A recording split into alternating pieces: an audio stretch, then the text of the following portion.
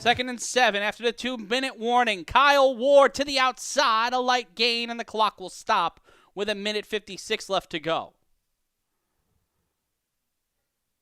The Insomniacs in stealth start at the top of the hour. The Renegades got the win over the Heathens 21-18. The U fell to the Phantoms 31-25 on an amazing walk-off.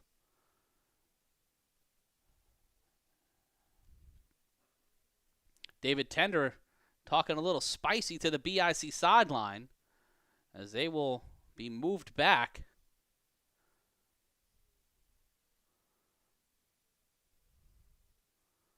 Unsure of what the call, why we're moving back, but it's the 2-minute warning and it'll be 2nd and 17.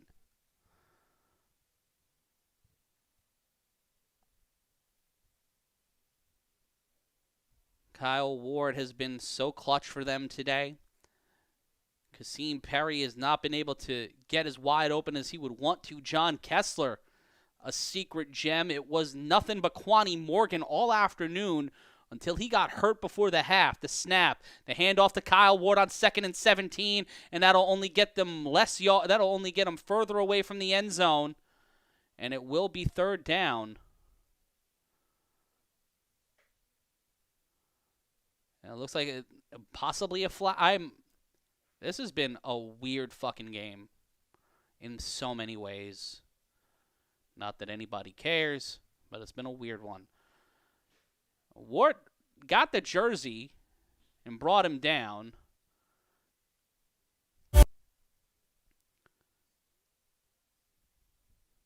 And it's either 2nd and 17 or 3rd and 19.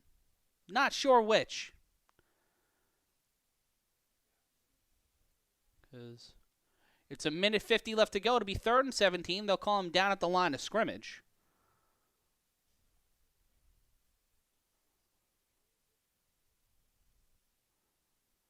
What will happen here on 3rd and 17? 46-34 is your score.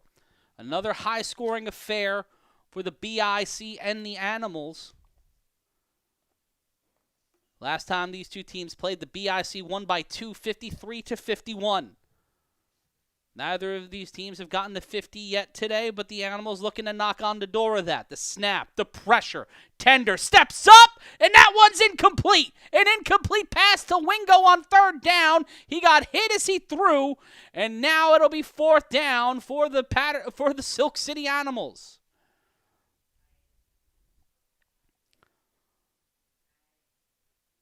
Fourth and 17.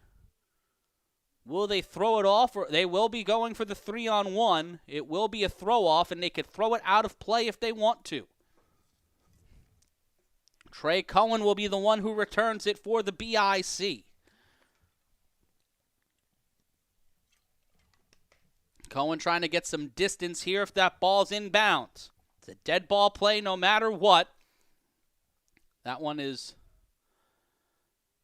thrown out of play, and that will give the BIC the 41-yard line to start from. They'll start from their own 41. Not bad field position, but down by 12 in 1:45. They have one timeout. Took one early in the 3rd quarter. Might prove to be costly. Rare mistake from Sterry Codrington to start the game for the BIC. They were down 6-0. And a quick interception. Jair Santisteban, will be out there for the Silk City Animals.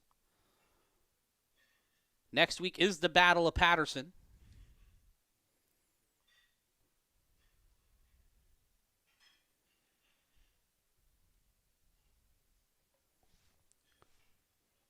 Now it'll be at 4 o'clock Eastern, 1 o'clock Pacific, our final week of the regular season. The snap. Codrington has time to throw. That's caught by Campbell. Campbell will get out of bounds. They're trying to battle for the ball. Looked like he stepped out before that. It'll be 2nd down. The clock continuing to run for reasons I'm not necessarily sure of. The clock should be reset to around 1:31.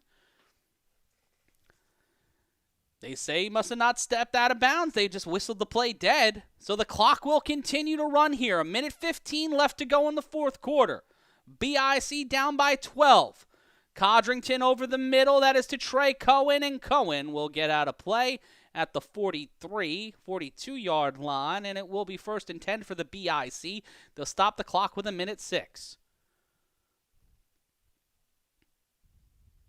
Not using that last timeout just yet. BIC have the get back in their back pocket if they want to go for it. But that all depends on them scoring.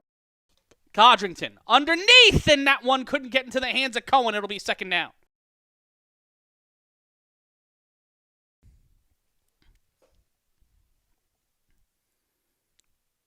We talked about it at the start of our program.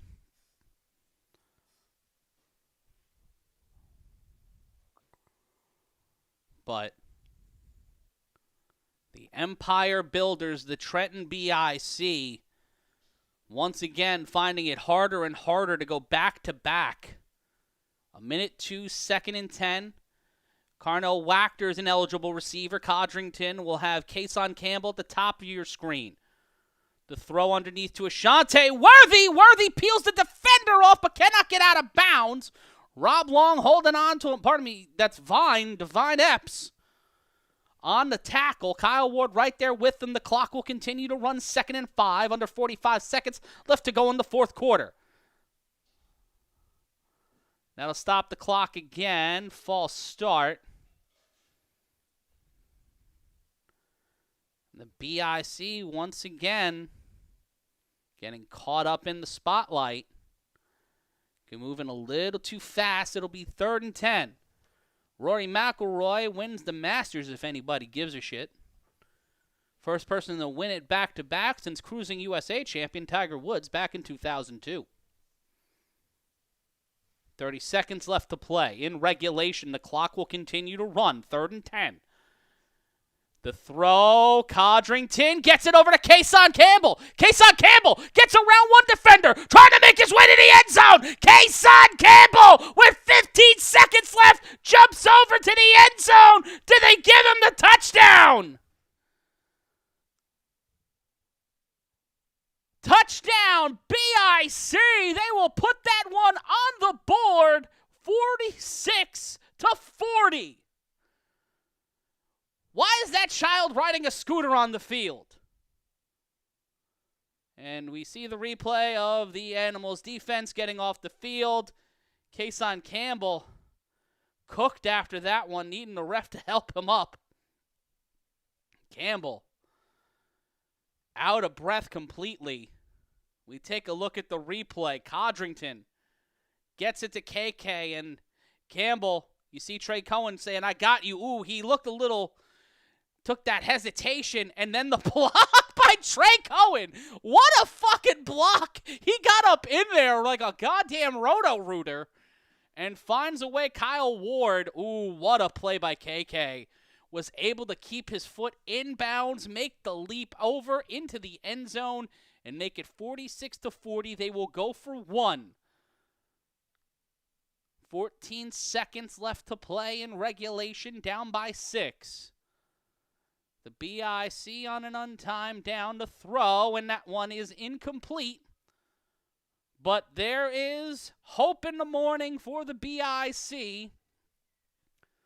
Mo, you have a good point, but they have one time. Yeah, but the get back is in play.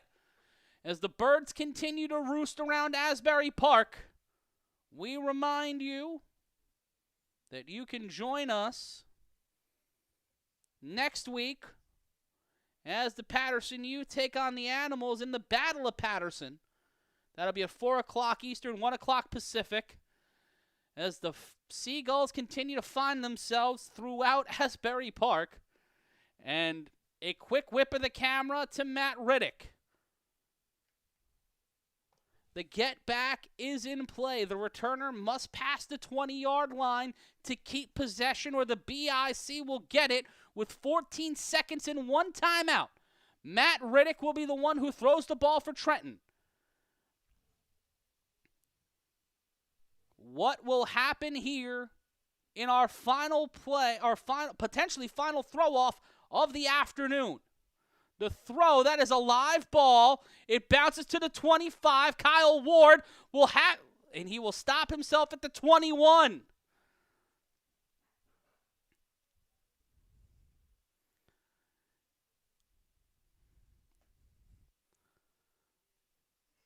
And we once again find ourselves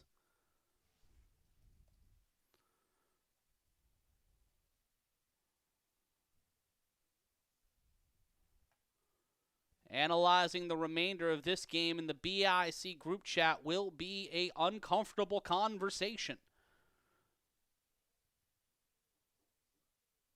And the BIC, the wind carrying away. This one is all over. The Silk City Animals stand alone atop of the Eastern Conference. I live in New Hampshire, but I love New York.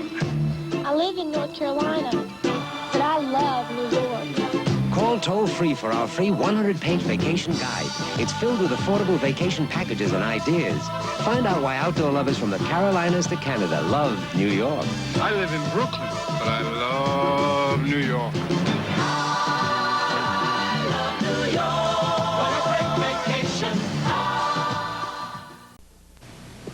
You'll have a great time in New York City, east side of town, at the Hotel Seville.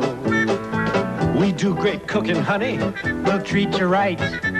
We know you'll love your bill. Remember, in New York City, Hotel Seville. Your friendly home away from home. Our friendly home away from home. Madison Avenue and 29th Street. Call 532-4100.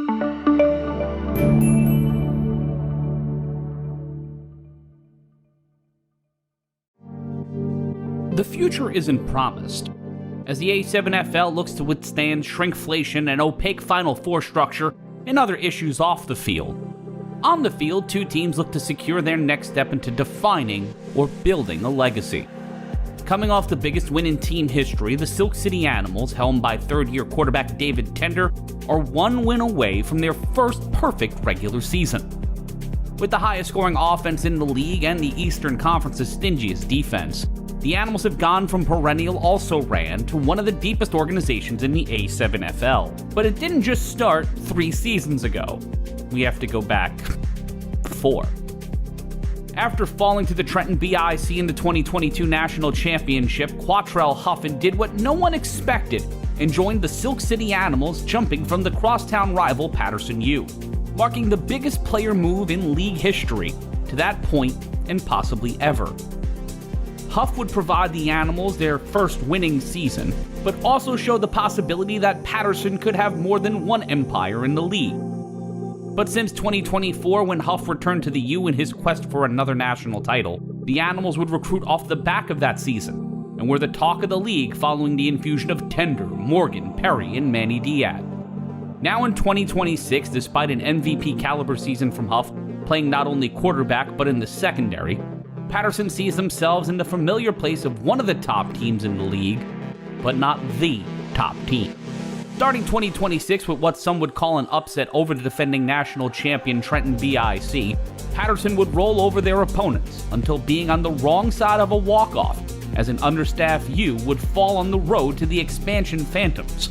At the same time, their crosstown rivals would be making a statement with their own victory over the BIC. That win would assure the 2026 Battle of Paterson not only would define the regular season's top dog in the Eastern Conference, but also provide the kind of drama you dream about, not only as a football fan, but as a football marketer. And while the league once again fails to see the whole board and instead looks for an answer from an AI not named Iverson, we prepare for an instant classic that will refuse to be scuttled into the dark corners of content on the internet. This is the 2026 Battle of Paterson. It's Tender versus Huff.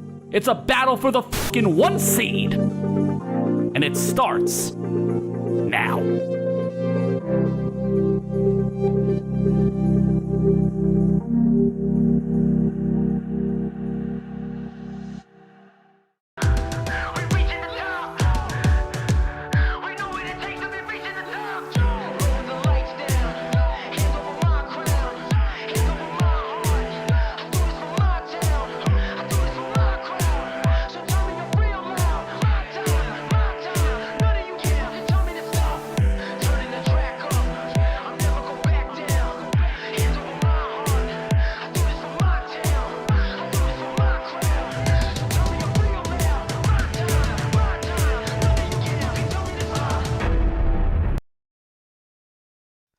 coming to you live and in living color on the Creator Sports Network. Good afternoon, everybody.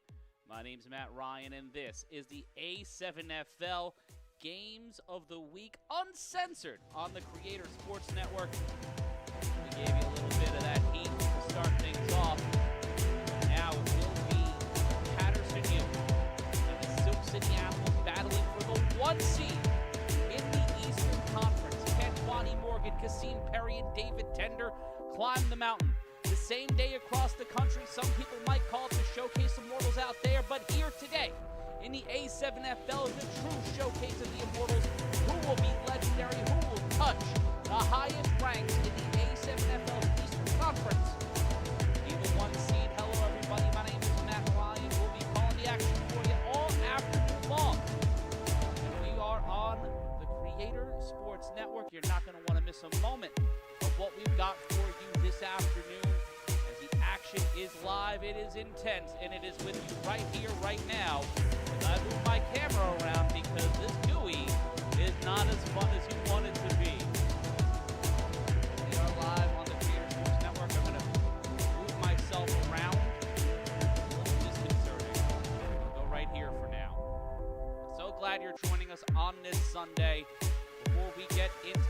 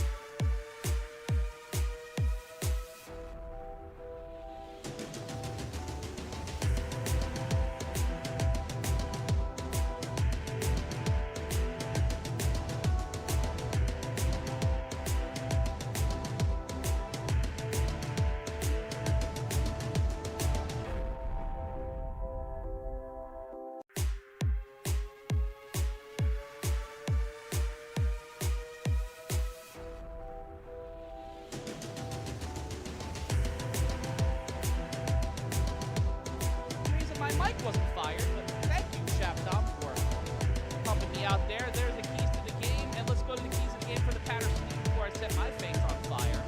Because why would my mic not work? What I gotta do, don't rush it. Rush it.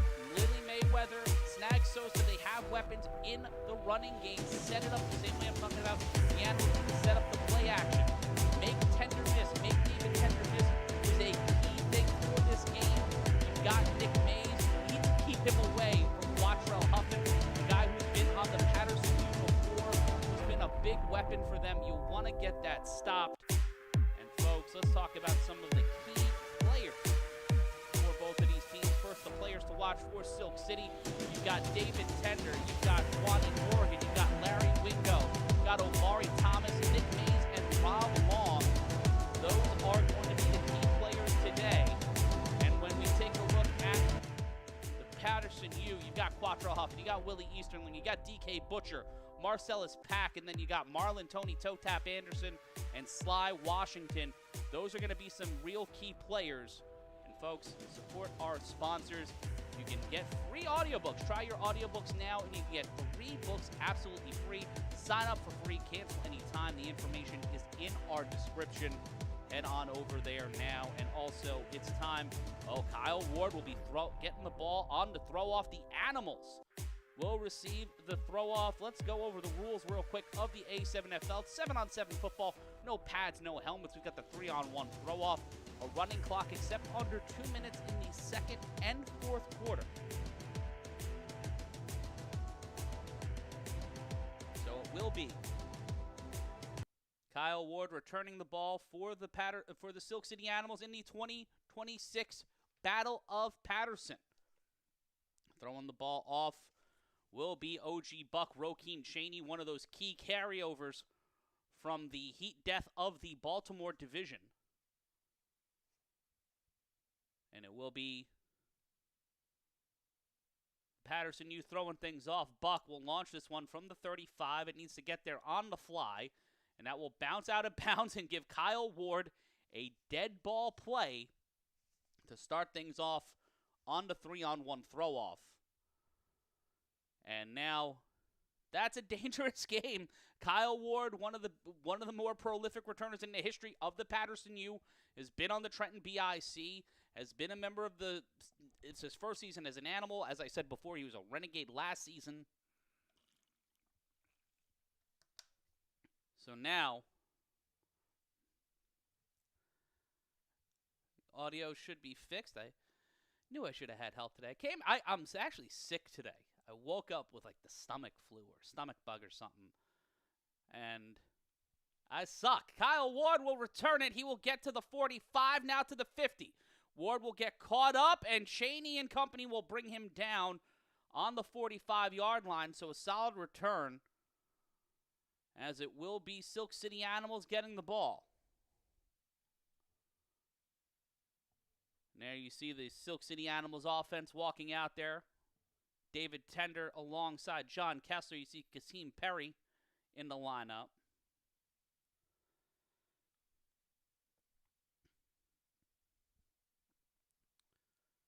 And you see head official Will Franklin, because of the weather, wearing his hoodie outside. So you think he knows he doesn't look like a referee right now? First and 10, the handoff, and that's to Omari Thomas, and Thomas will get inside the 45, a gain of 2, and it will be second down. Trying to set up that run. A deep bench at wide receiver and at running back. We'll see if Quani Morgan gets the call at some point this afternoon, as it will be Kasim Perry at the top of your screen, 2 wide receivers with Ward at the bottom. 3 on the line. Kessler will be an eligible receiver. The U looking to bring 4. The handoff again to Thomas, and Thomas will find the lane. He will get near the first down marker. They will call him out at the 35. First and 10, Silk City. Earlier today, the Phantoms defeated the Renegades 33-0. The BIC defeated Heathens 51-14. That is worse than what I heard, because that's not good. Huh. Shout out to Zach Morgan, who is worth his weight in gold. Maybe not gold. Silver at the very least. Tender, the screen to Perry on first down. In trouble, finds a way to get some yards and gets a spin dash by 31, and it will be second down. The ball will be marked at the 31. What will the BIC have to answer on 2nd and 6?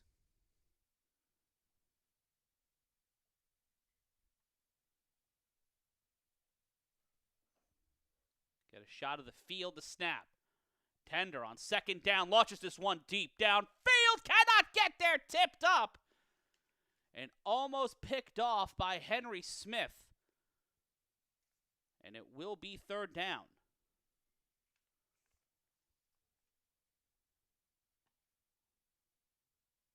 Excellent effort there, keeping pace with Kyle Ward. We'll take a look again at the replay. Tender had the time. Cameraman took a little while to get there. Looked like he thought it was going to KP, but in fact it was going to Kyle Ward, so it will be third down for Silk City.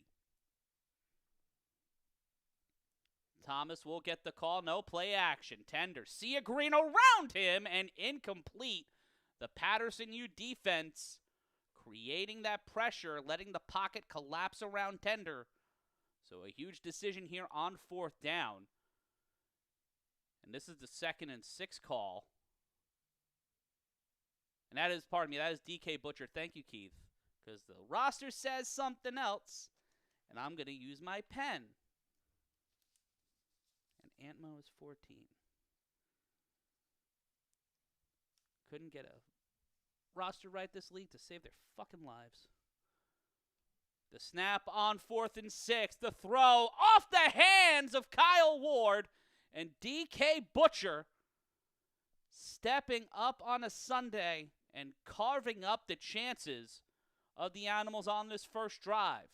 So it will be Paterson getting the ball with 11:24 left to go in the first. And once again, let's go over the players to watch for the Paterson U. You've got Quatrell Huffin. You've got DK Butcher. You've got Willie Easterling, Marcellus Pack, Marlon Anderson, and Sly Washington.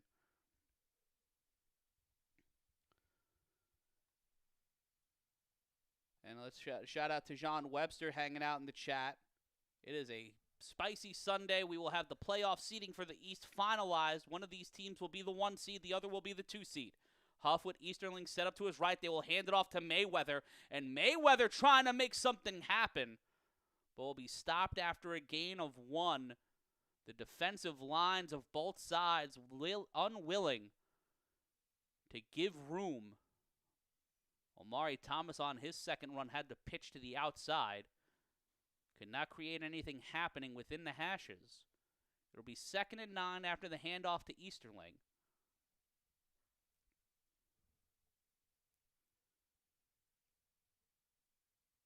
And that's OG Buck behind center, not Huff. The snap and the handoff to Easterling. And again, they will be met behind the line of scrimmage. And it will be 3rd and 10. And here you see the dot boss out there. Buck still in at quarterback. Interesting way to start this one off for the Paterson U. A little bit of a cadence breaker.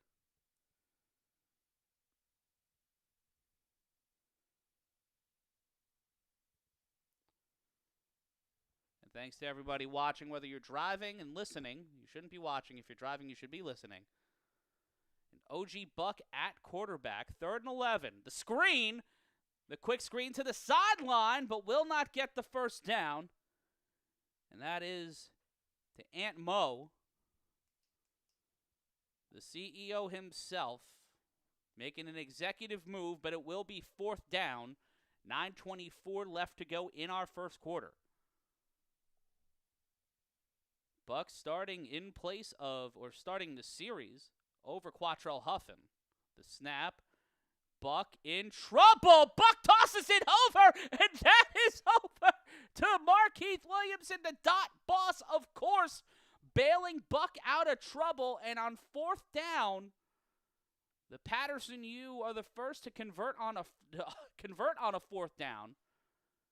Marlon Anderson will check out, and they will keep it a tighter offense on 1st and 10.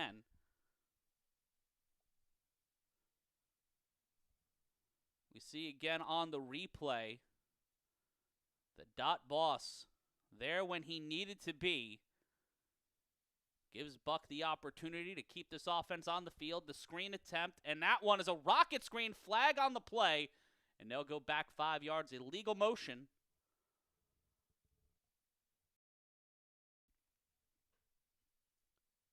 My man wants to get this game over with so he can watch night 2 of WrestleMania.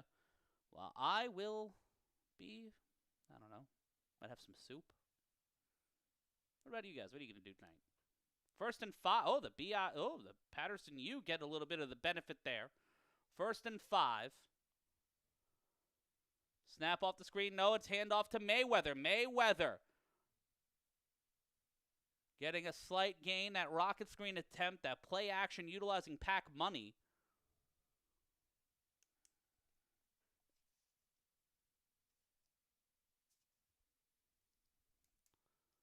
And it will be 2nd and 2 after a 3-yard gain.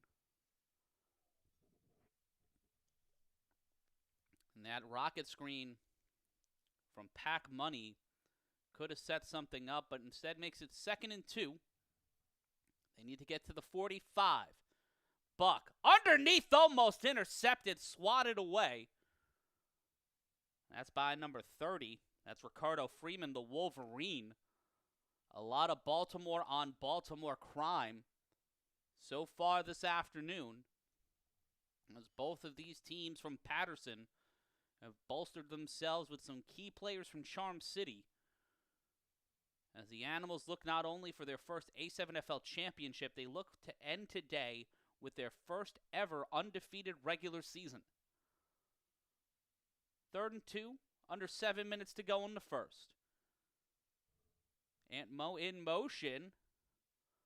And a flag. We'll see who it's on. And it's encroachment on the defense. And that will give the Paterson U a little bit of bail and a 1st down. Utilizing the count, you can see the sidelines. Coach Montanez. The hoodie shorts combo is one of the more northeastern things you could do. If he's wearing chanclas, that's just what I wear to walk the dog. But that also could just be the new coaching uniform in the A7FL. If they what am I kidding? They don't have coaching uniforms. And it will be 1st and 10, under 6.5 to play. In motion. The snap, the handoff to Easterling, and Easterling will be piled on. A red wave like it's Alabama politics crashing down on Easterling, and it will be 2nd down. Marcellus Pack will check back in. A little bit late on that handoff. You saw the little bit of apprehension. It looked like Mayweather may not have expected to get it. And it will be 2nd down.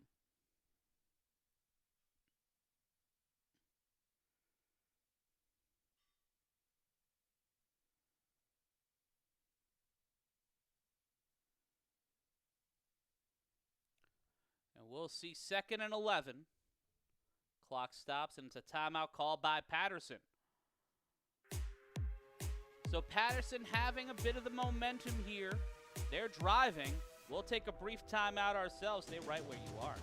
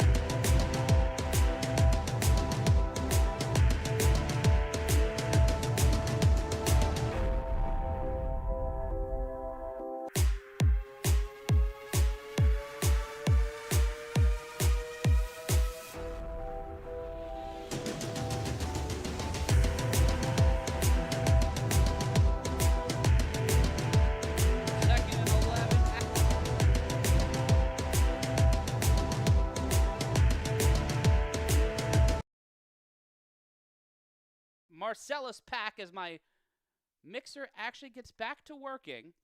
Big rocket screen there from Pack Money, and it will be 1st and 10. It'll be 3rd and 3. Marcellus Pack set up to the top of your screen. In motion. That's Aunt Mo. Mo will set back towards the tight end position. The snap, the throw by Buck. It's a foot race, could not get there. Nearly gets the pick. And that is Jamar Wheeler. As Wheeler tried to lock it in, and it will be 4th down. Another 4th down for the Paterson U. And folks, if you want to support what we're doing here, all you got to do is support our sponsors. Get yourself a Harry starter set as low as $5. Click the link in our description now. Get yourself shaving cream. Get yourself shaving balm. Get yourself razors. Get yourself, maybe even shampoo or conditioner. You can do that now by supporting us by going to Harry's in the link in our description. Matt Ryan with you, and it will be a 4th down.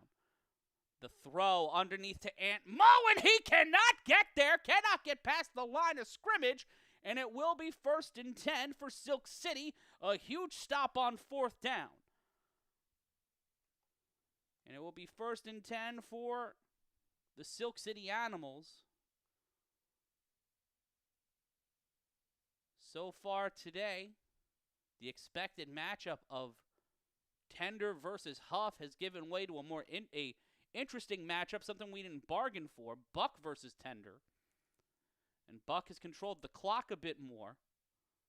But Tender, coming off a big stop by the Animals defense, will start with the ball on the 34-yard line. Perry in motion. Tender steps up. He will find a way to stay in the pocket to throw to the sideline. And that is caught by Larry Wingo. Wingo gets the 1st down, and Animals get a big play and keep driving on their most effective pass of the afternoon with 3.5 left to go in our 1st quarter. Matt Ryan along here with you. Let's take a look again at the replay. And that was number 50 getting very, very, very interested in the dimensions of the jersey, trying to do a fabric test. But that will not get called. The replay shows you things you never expect, and that will be 1st and 10 for the Animals. Shout out to Big Mo in the chat. Shout out to everybody spending time with us here today.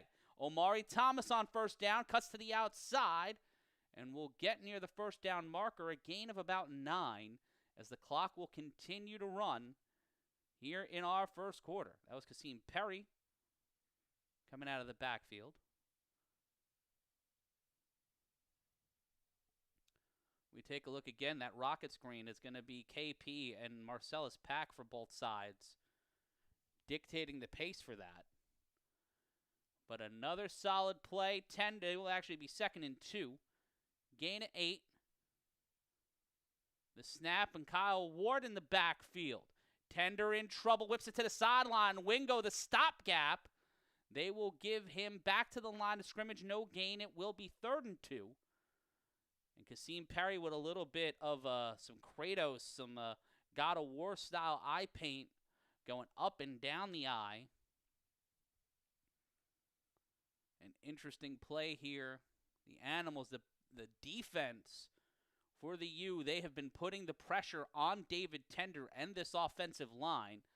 And Perry initially caught it at the 1st down marker, but they will call him down. The handoff to Thomas. Thomas covered by Quatrell Huffin, and that one will get maybe a yard.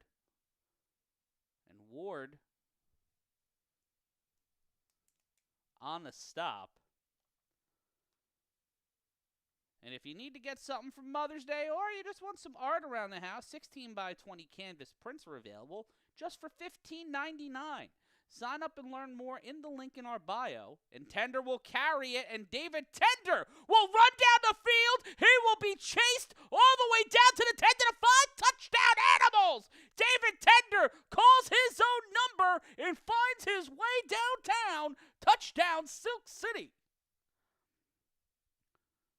You got the low angle of it, And the high on 4th and 1, David Tender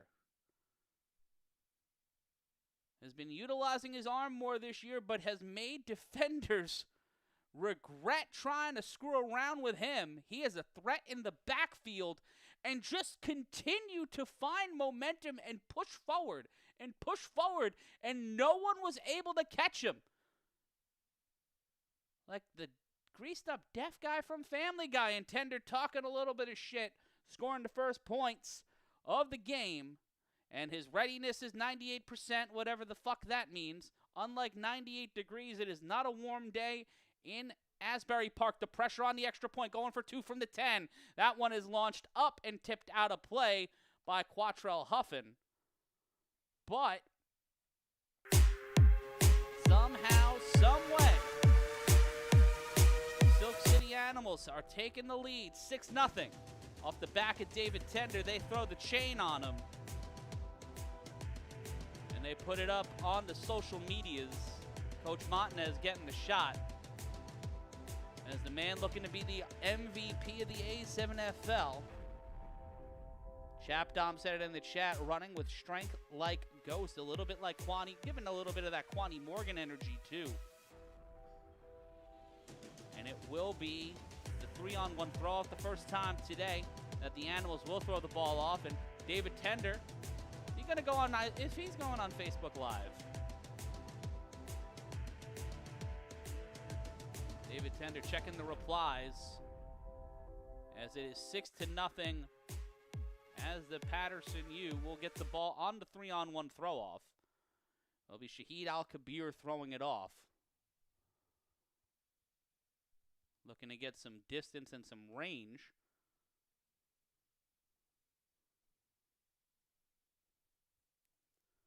And we will see that the dead ball run now, as it will be Marcellus Pack returning it for Silk City. Against Silk City. Even though both teams are from the Silk City.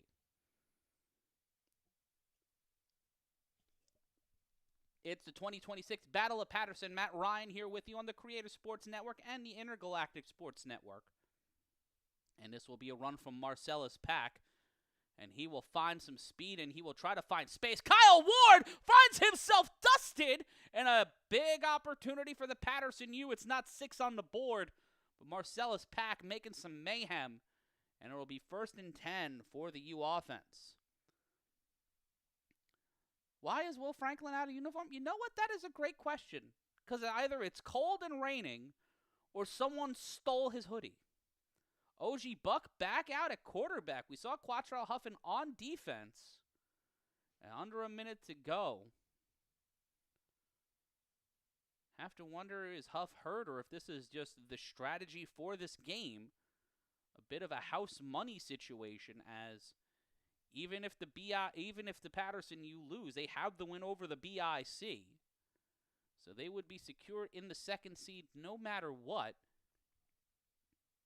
Buck hands it off to Mayweather. Mayweather in trouble, will get about 2. And a ball gets knocked out, but it will be knocked out on the sideline. And this will continue to see the clock running down with 15 seconds and counting. Well, they took his shoes and his glasses too, Mo, so I don't know. He was very injured. And that will mark the end of the first quarter. 1 quarter down, another quarter left to go. And it is sponsored by Jim's House at Tim's. You need a Tim? Call Jim. 555-555-1100. That's 555-555-1100. Matt Ryan here with you. We'll be back with more action in just a moment. This is the A7FL Games of the Week.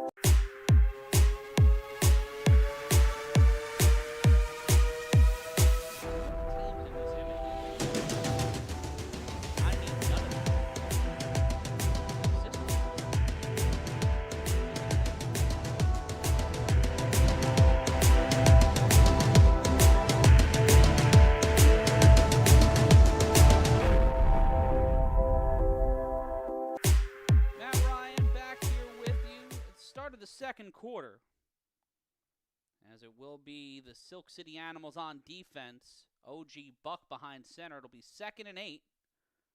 Mayweather set behind. Play action. Buck launches this one deep downfield. Cannot get there. Tried to get it over to Marlon Anderson, also known as Tony Toe Tap, and not able to tap that way into the end zone. Now it'll make it 3rd down.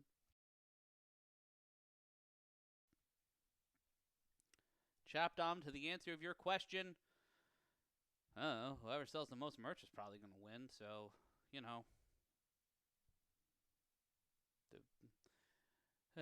14:20 left to go, 6-0. The Animals with the lead in the 2026 Battle of Paterson.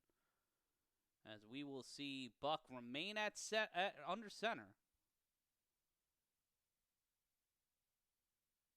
3rd down. The Animals loading up the box to try again. Buck has him in a horse race, but overthrows Marlon Anderson. Somehow, someway, not able to get there. Watch this as it will become 4th down. Marcellus Pack will come back out for the Paterson U offense. And we will wonder what they will try to do. There you see Nick Mays. You see Rob Long. A litany of great talent from both Philadelphia, Baltimore, and New Jersey. 4th down. An opportunity. Timeout call by Silk City. Reminder, you can get some razors from Harry. Support our sponsors. Get a Harry starter set for as low as $5.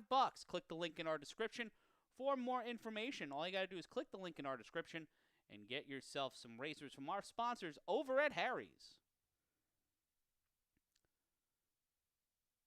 Will be 4th down coming up, as Kyle Ward will be out there on defense. Unless he's going over procedure, because John Kessler's also out there.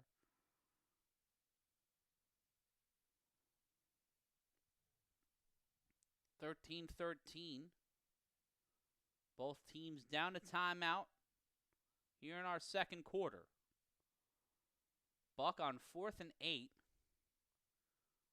One of the trickier positions for the U so far today. Fake the screen. Pressure. Throws this one. Another big stop. Pluck Turner. Plucking hopes away. Another key 4th down stop for the Silk City Animals defense, as Tender and the offense will make their way back to the field. And Pluck Turner, RTU telling me he's having a good year. I completely agree. Having a great year. And getting that stop there was meeting. He met the wide receiver, DK Butcher, right where he needed to be. And it will be 1st and 10 for the Silk City Animals. 3 wide receivers, Kasim Perry, Wingo, and Ward. Tender throws it to Kessler, and John Kessler, the Joker, a.k.a. the outlet, finding his way to the 40 to the 39. And for the 2nd week in a row, John Kessler, one of the original Silk City Animals, one of the original 5 still on the team. He is no joke, the veteran, making a move out there. I was talking with him during the championship, and he was pondering what he could do next, and this has been a tremendous season for John Kessler. He's gotten into shape. He's found himself into an integral part of this offense. On 1st and 10, Tender throws this one deep downfield. It's a horse race, caught! Touchdown! Kyle Ward! So smooth, they named the song after him. This life ain't good enough, and he tries to lift up the Silk City Animals offense. And to better suit their mood, it is now 12-0 as the Animals strike quick and call on Kyle Ward to be the kryptonite for the Paterson U. Take a look again. The patience in that pocket, surrounded by defenders. able to launch that one up and then right into the pocket. It was just a slight jog. DK Butcher tried to keep pace, but was unable to, as it will be an extra point attempt now for the Silk City Animals, up 12-0. They'll go for 2 from the 10, try to make this a 14-point lead. 3 wide receivers set again. Tender throws it. That's Kasim Perry. He was wide open. Kasim Perry was right where he needed to be. Now, for the Silk City Animals, a 14-0 lead. Can they keep this going? Can they deny OG Buck and the Paterson U offense one more time? Trying to make this a 3-score game. Will Quatrell Huffin get the call? Step in. We'll be back in just a moment to find out.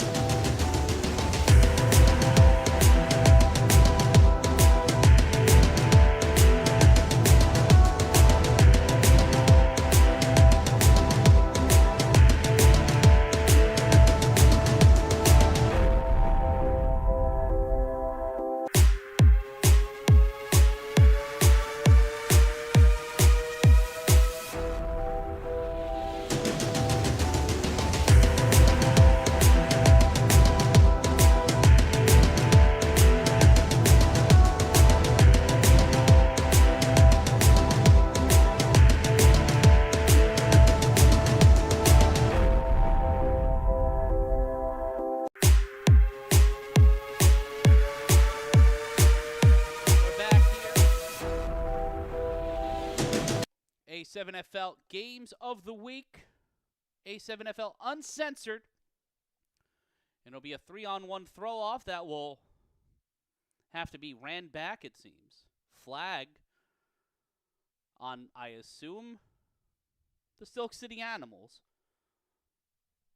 As we return to action here, 14-0 your score. As Silk City with a 2-score lead.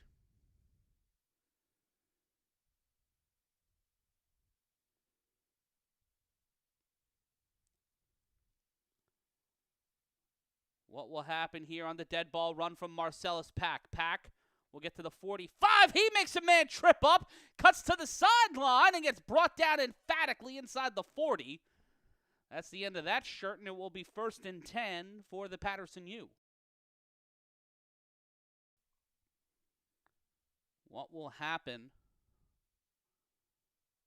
here as another flag is popped up?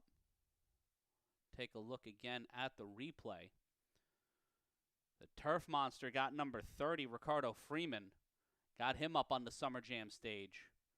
And then it took a little bit of work from Shahid Al-Kabir to get the tackle. It will be 1st and 10, and Quatrell Huffin will step onto the field as quarterback for the first time today.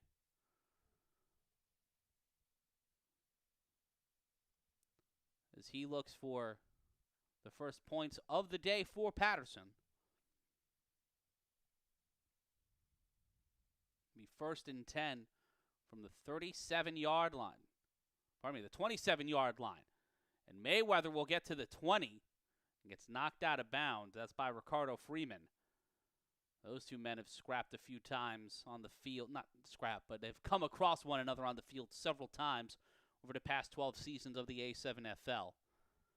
And on the first play from scrimmage, Quatrell Huff, his first play of the afternoon, that quick toss over to Willie Easterling gets him set up. And Huff, faster than the replay machine. Ball comes loose and it's picked up by the Animals. They'll call it dead. They will call it dead. And some frustration there On 2nd and 4. And no, it's Animals' ball. It is Animals' ball. Derek McCarthy. We'll take a look again on the replay. The quick screen. That's over to number 9.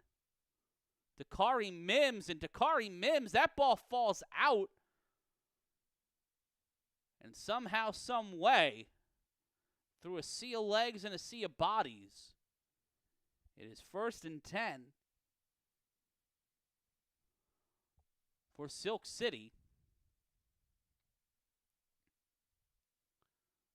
And it's under an official challenge. So they're looking to see if the knee was down before the ball was out. And if there's any conclusive evidence. We only have 2 cameras. So this is going to be a bit tough. You see the ball right there. They're going frame by frame. And you can't really make it out. Let me know what you guys think in the chat. Ooh, he punched that sumbitch out. He punched that one out. Cousin Man. What a play. Let's take a look at it again. Cousin Man comes in. Wham! Now, it's hard to tell. You can't see where the ball, when the ball comes out. You see the punch, but that angle, you would need a head-on angle. We see here again.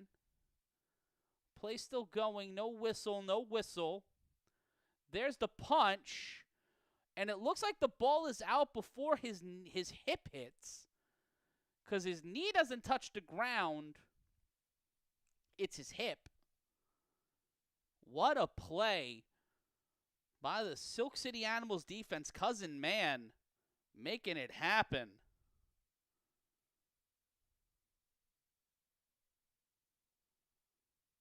As they await for the call, Pluck Turner was in on the tackle. He helped set that one up for Cousin Man. And then Rob Long and Cousin Man were just battling to try to get the ball. And Pluck Turner has been such a key weapon on defense. The downfall. And it is Animals' ball. And it will be 1st and 10. After the Animals defense were in the most amount of trouble they had been in all half after Quatrell Huffin comes back into the game. But David Tender stepped up and steps back in after the play by Turner and also number 21, Cousin Man, punching that ball out.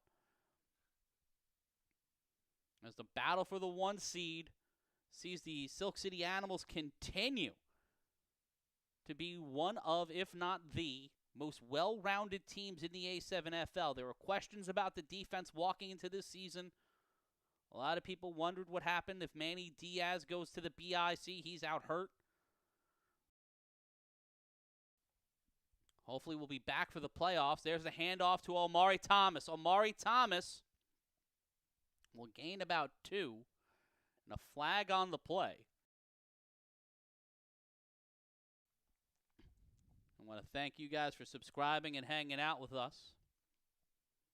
And there'll be a flag on Paterson.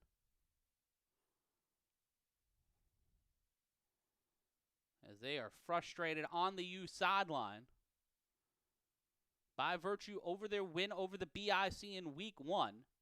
The U will be the 2 seed if they come out of this game with a loss. But let's take a look again at the replay. Tender got it over to Omari. And 71 should have been called for distributing crack in the school zone. Because that's... Can we get him a belt? Or just someone text him, brother, your pants. Brother, your pants. 1st and 10 after the penalty. Tender in trouble. Will throw this one up. Oh, somehow, some way. Kyle Ward, knocked it accidentally to 71, was not able to bring it in. And that could have went a whole bunch of ways. That could have been a whole lot worse for Silk City, as it will be 2nd and 10. Number 50 having this way on the back of his jersey is just, mwah. That's chef's kiss shit right there. Love that. Love that. Gotta love that. I don't know how my mic is low. There we go. I'm trying not to be too loud. 9:57 left to go. Tender throws this one underneath. Cannot get there to Kasim Perry. Thrown at the knees, and it will be third down. I feel like everywhere is 4-down territory for Silk City and for the Paterson U, especially in this game, with so much on the line. BIC, the 3 seed, an unlikely scenario for them as the Animals look to go undefeated. And it will be 3rd and 10, 9:18 left to go in the second quarter. The snap, Tender rolls out to his right. Tender will get to the 40. He will get the first down and will run out of play near the 44-yard line. Waving along the sideline, the clock will continue to run. 1st and 10 for Silk City.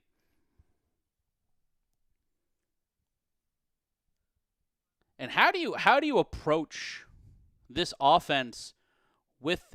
How do you know? Are you testing his pee? Like what's going on here? How does that work? Are they just asking him? Was that what Tender was doing on the sideline? Just texting, hey, the fatigue is at this level. I want to know the science. Give me the science, damn it. Low angle. 1st and 10. After the run by Tender, the screen to Kyle Ward, and Ward will shoot to the 50, a gain of about 6, maybe 7, and it will be 2nd down for the Animals.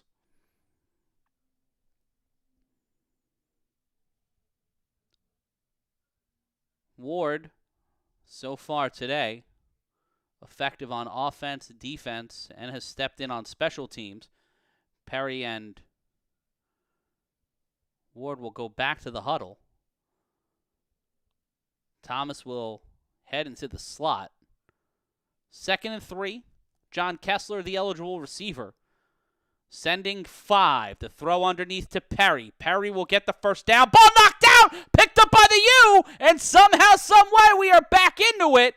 Paterson forces another fumble. It's back-to-back drives, back-to-back fumbles. Both teams giving it up on a wet and rainy day in Asbury Park. The Battle of Paterson sees another turnover as Paterson will seemingly get the ball back. It'll be 1st and 10 for the U. Huff will walk back onto the field. Let's take a look at the replay. And right there, that's Huff. Huff knocking the ball out. Quatrell Huffin getting a measure of revenge. Let's take a look again. Huff steps up right there, pushes Omari Thomas away, and knocks the ball out of Perry's hands. Perry not holding on tight enough. Huff exploiting that, and it'll be 1st and 10, the handoff. The throw deep downfield, almost intercepted, but caught. Slip, slide, takes it to the house. Dakari Mims throws up the U, and one of the hottest players in the history of the A7FL streaks down one more time to make this 14-6. What a play. Quatrell Huffin jawing over to the Animal sideline, giving Nick Mays a little bit of shit. As we see Quatrell Huffin doing what he does best. What a pancake on Cousin Man. He got knocked all the way out the way and just not able to keep up. We take a look again at the replay. Huff, confident, throws this one, and then just trying to get there when he needs to be. 1 to 2 steps behind was the defender. That was Pluck Turner, one of the better defenders in this league. The 2-point attempt to the dot boss, incomplete. So somehow, some way, Paterson scoring off the back of Quatrell Huffin throwing a bomb all the way downfield. It's 14-6 with 7:12 left to go in the first half. The Animals with the lead will get the ball back on the 3-on-1. Kyle Ward will be the one who return it for the Animals. And folks, you know what's in play. You know, I know. The get back is in play. The returner must pass their own 20-yard line to ensure that they still have possession. What will happen as one of the most emphatic returners and one of the fastest people we've ever seen in this league faces off against one of the strongest arms? Oh, lock the fuck in, folks. It's about to happen. Huff will throw this on the fly, and you see the wind. Looks like it's going from left to right, top of your screen to bottom of your screen. A few blocks away from the Atlantic Coast, Asbury Park Stadium. And it will be Huff throwing the ball off for Paterson. He throws this from the 35. Kyle Ward will catch this and has to get past the 20. He does. He will get brought down hard at the 27-yard line. Oh, the mark at the 28. But Ward doing what he has to keep possession. The get back helped the U in week 1. Even if there was a fumble, but even if they got him with a get back before in week 1. And we'll take a look again. The U, one of the few teams to get a get back, even though it was technically a fumble. But the stop on Ward sets up for 1st and 10.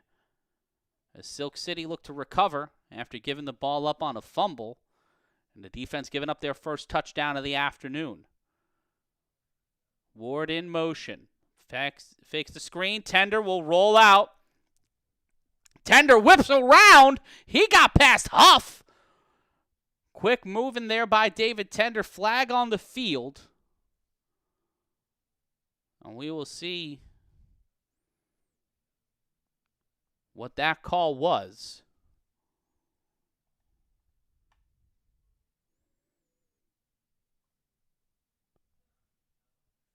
As it will be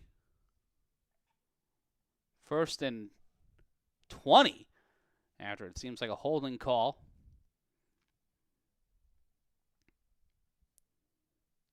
Tender, ooh, that was not Huff, but still, whomever in the shiesty tried to get spicy and found themselves on the wrong side of a feisty David Tender. 1st and 20.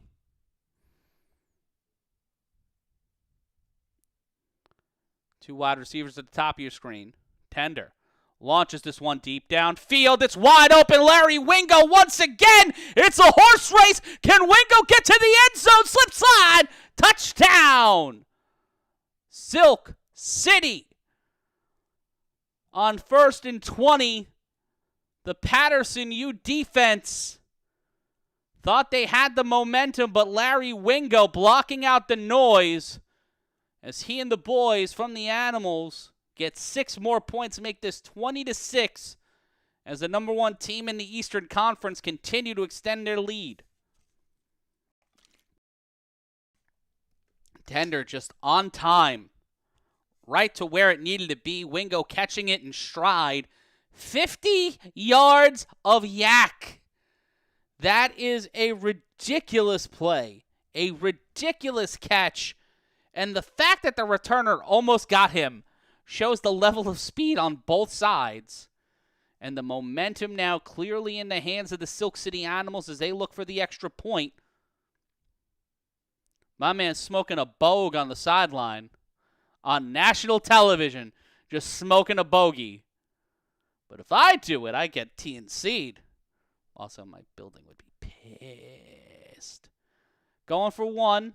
From the 5 to throw to number 1. And a flat. Oh, that is complete to Kasim Perry on Quatrell Huffin. Huffin gets head-topped. And And this young Animals team and the veterans, Kyle Ward and John Kessler, getting in on the fun. 21-6.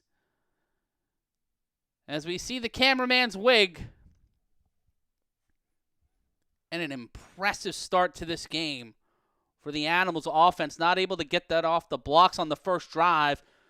But since having the ball knocked out on a fumble, they gave up a touchdown, but they get one right back. Kasim Perry getting one over on Quatrell Huffin, 21-6, your score. 6 minutes left to go in the second frame. How do you guys see it going?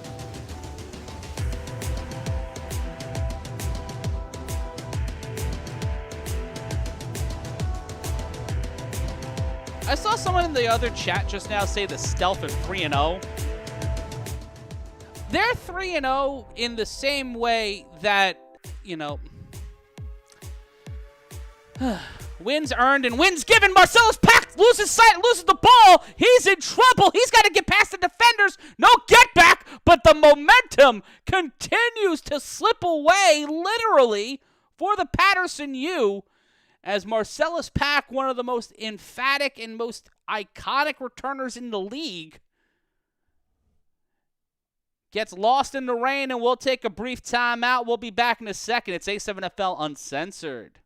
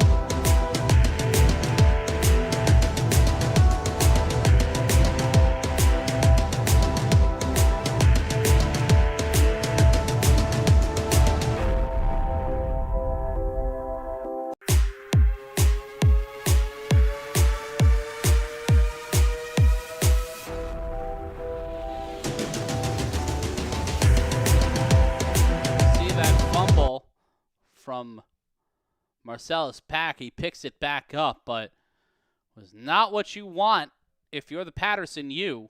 As we take a look at the replay, it'll be 1st and 10.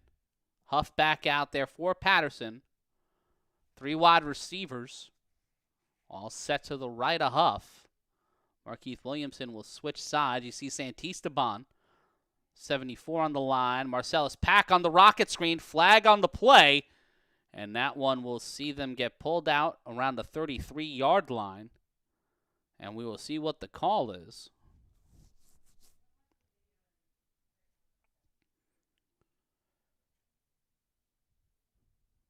And Will Franklin talking a little bit of shit. False start on the offense, so it'll be 1st and 15 as things go from bad to not good for Paterson.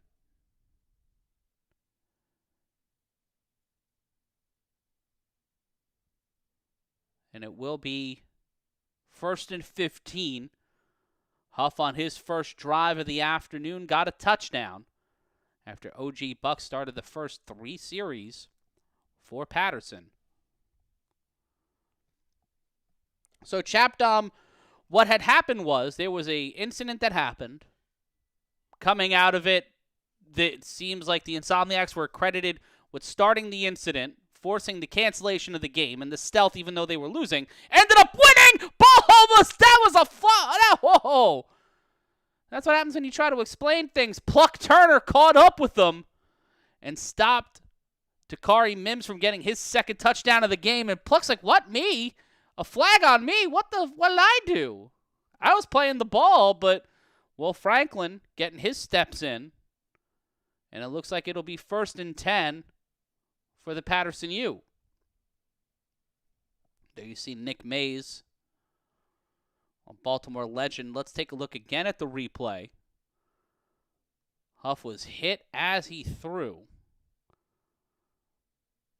That's playing the ball, so I'm unsure of the flag, but it will be 1st and 10. Fresh set of downs, and Quatrell Huffin tosses it back to snag Sosa. And Sosa on stride. He gets to the 41-yard line. And it will be 2nd down for Paterson. Sosa spending, also known as Angelo Lewis Jr., spending a majority of this season dealing with a shoulder injury. but still has been an asset to this Paterson offense. It's not your fault. You didn't do anything, Chap Dom. It's the situation, and Snag Sosa gets about 6, and it will be first down for Paterson. Looking to use the run and just try to keep the Animals defense on their heels, as they will run back to the line. Williamson waiting for the call. He will be an eligible receiver. They'll empty the backfield. Sosa at the bottom of your screen. The snap, the screen, this Angelo Lewis Jr. and Snags gets another first down, pushed out of play.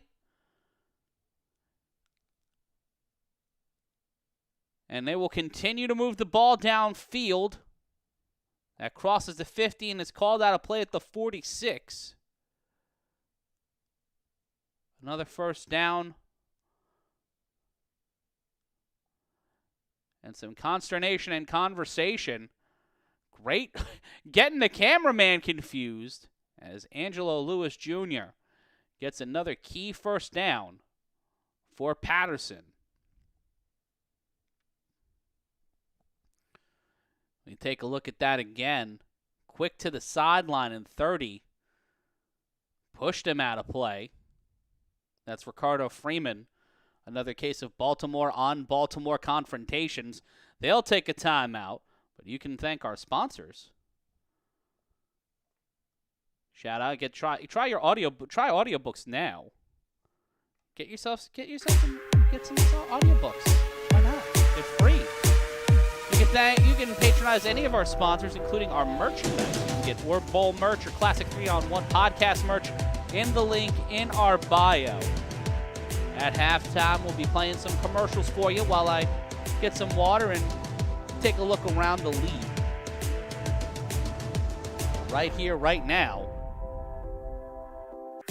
the action is content and tense as it's 3:30 left to go. And we'll be back to action in just a moment as they are still in commercial. Even though they're not still in commercial, we're getting that delayed feed. They don't like us. Back to the action here. 2nd and 1.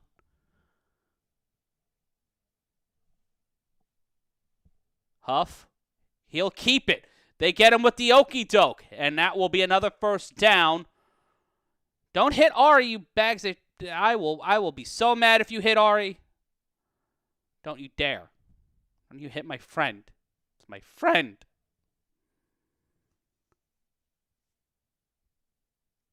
It will be 1st and 10 after the carry. A timeout called by the Animals in our second quarter. As we said, you can patronize all of our sponsors, including audiobooks. Whether you're at home or commuting or just need something to listen to in the background, sign up for absolutely free. Get 3 audiobooks, and you can cancel anytime. Support all of our sponsors by checking out the links in our description. Matt Ryan here with you on the A7FL, uncensored on the Creator Sports Network. I want to thank everybody who's spending their Sundays with us. You could be anywhere in the world, and you're spending your afternoon with us, and that means the world, at least to me.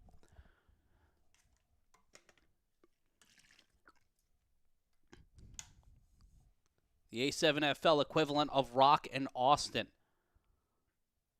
Right now is 2 teams at the top of the Eastern Conference look to secure their spot as the 1 seed. Huff. He'll keep it. In trouble. Throws underneath to Lewis. Can't hold on to the ball. He knows that was on him. It'll be 2nd down, 3:07, and the clock will continue to run up until our 2-minute warning, unless there's a score or a turnover or a 4th down play where they will throw it away. But that is unlikely. Both of these teams yet had to utilize the 3-on-1 throw-off. Nick Mays making sure they have 7 on the field, making sure there's no Baltimore special Hasmagay. Watch for number 14, Antmo, towards the bottom of your screen. The snap. Huff throws it. That's caught. Here's an opportunity, and that's a 1st down and more. Brought down at the 23-yard line. As that's Big Haas Dubois getting the 1st down. Next week will be the start of the A7FL playoffs. And as of now, it will be the BIC taking on the Renegades and the Phantoms taking on the Heathens.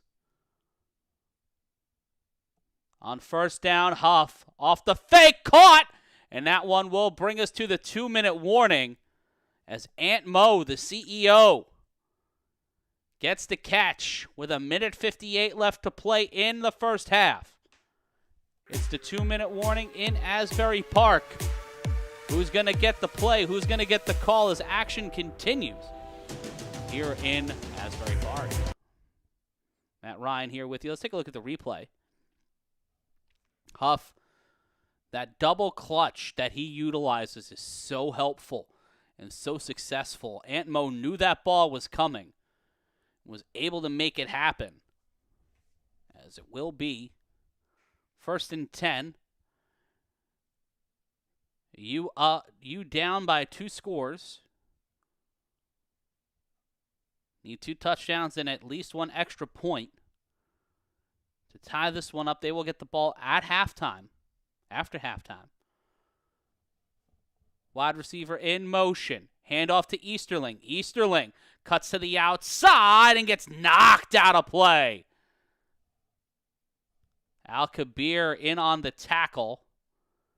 And it will be 2nd and goal, 2nd down. 2nd and maybe 2.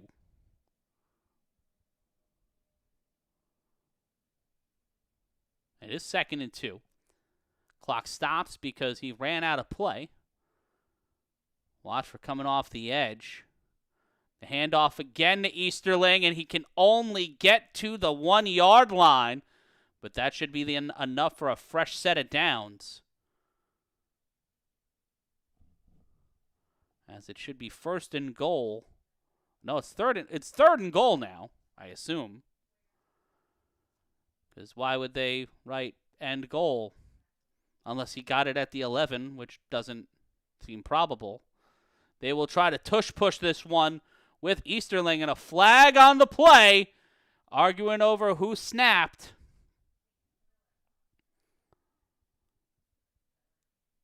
Will Franklin trying to keep everything moving.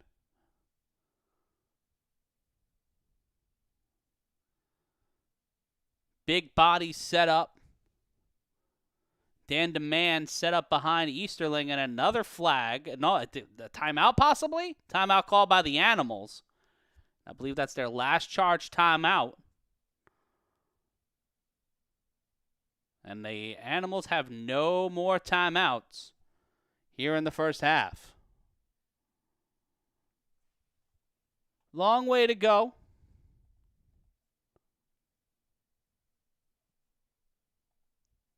Here as the A7FL on the final week of the regular season. And here was Huff handing that off to Mayweather. And he got brought down long before the goal line. Lane and number 30, Ricardo Freeman, in on the tackle. It'll remain 3rd and goal. Dan Griffin will be out there with Willie Easterling acting as quarterback, a Snow Tribe formation for long-timers. Their version of a tush-push. 3rd down. Easterling will get in there. Touchdown, Paterson. It will be 21-12, pardon me. We have hit the palindrome. So congratulations to all of us. It's a big day. I'm proud of all of us. But on the palindrome, 12-21 with 1:11 left to go. Another palindrome. It's all palindromes. It's a sign. It's a sign. I don't know of what, but we're just having fun here. Let me take a look at the Easterling calling that play. And no matter what, the big bodies of the Paterson U offensive line, we're not going to have him be denied, especially with Dan Griffin acting as a cow catcher. Could have utilized one of those ramp buggies from GTA Online. Those are some... I love that car. It's my favorite car in the game. Huff in trouble on the extra point. Somehow gets it. And gentlemen, Aunt Mo making it happen. It is 21-14 now. 7-point game between both of these sides. But I wouldn't get too confident yet. Both teams have a shot of possibly getting on the board one more time.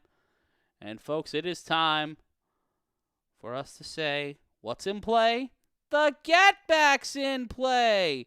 But we'll take a look again at this replay from Huff. Huff creating a lot of space, and Antmo right there for it. His high top boots running over to the opposing sideline. It will be Kyle Ward. And a reminder, the get back is in play. The returner must clear the 20-yard line. Huff make it. Look at the throw from Huff. But it'll be 2-on-1 to start this. Ward gets past the first level of defender, gets past the second, will run out of play, but enough. Huff put everything into that throw, but it does not materialize into the kind of stop he wanted. It will be 1st and 10 for the Animals. With 1:11 left to play, the Animals lead by a score and an extra point. Extra points are not guaranteed, as we've seen today in the A7FL. Tender. In motion. Hands it off to Kyle Ward. Ward tries to escape the defenders, and he gets backpacked. And Tender saying, it's all right, it's all right.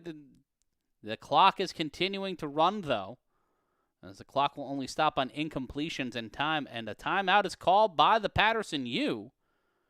And after getting a big stop of about 6, oh, nope, they did not call a timeout. It looked like they did call for a timeout. But with 47 seconds left to go, it'll be 2nd down and a long way to go. Tender in trouble, throws this one over the middle. That's caught. That's Larry Wingo. Wingo gets to the 50. He peels from side to side, keeps it upright, throws it back to Kyle Ward. Kyle Ward will get out of play. Smart move there by Ward. Keeps 31 seconds on the clock. It'll be 1st and 10 for the Animals. Looking to keep the drive and the play alive. Ward might not have gotten the yards he wanted, but he did get the time. He get the clock to stop, and we see again on the replay over to defenders, and Wingo had to hustle. Didn't have a lot of room to run. Kessler couldn't get in time to set up a chip. So trying to stop the clock and give Tender some time to think. Wingo tossed it back to Kyle Ward, and Ward stopping the clock. Effective strategy there by the veterans, Wingo and Ward. Kasim Perry and Wingo at the top of your screen. Ward at the bottom. The snap on 1st down. The throw over the middle. Caught again. That's Kasim Perry. Perry being chased down by Quatrell Huffin. And now Kasim Perry will get to the sideline. And he will go out of play. And the clock will stop with 16. No, they will say the clock will continue to run. That he didn't go out of bounds. 10 seconds now. Tender. In trouble, throws this one incomplete. 4 seconds left to go in the half. Sherrod Servance was in on the tackle attempt. Buck trying to give some advice to the defense. Ends up coming across Kyle Ward.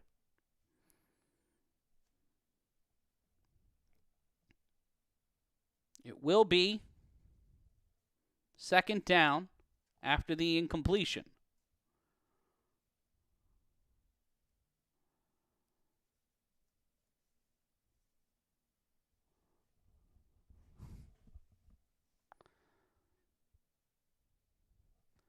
And a timeout call by the U.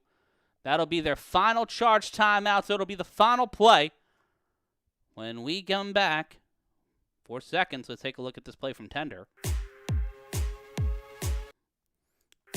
Wingo he's a big-bodied receiver, but made it work so well on that play. Great space, good presence of mind. Saw the option on the lateral, or more correctly, a pitchback. And it was Quatrell Huffin and Dakari Mims on the stop. And it It will be 2nd and 10. Matt Ryan here with you on the Creative Sports Network. On a Sunday that started out dreary, but the sun finding a way to poke out on the latter portion of the day.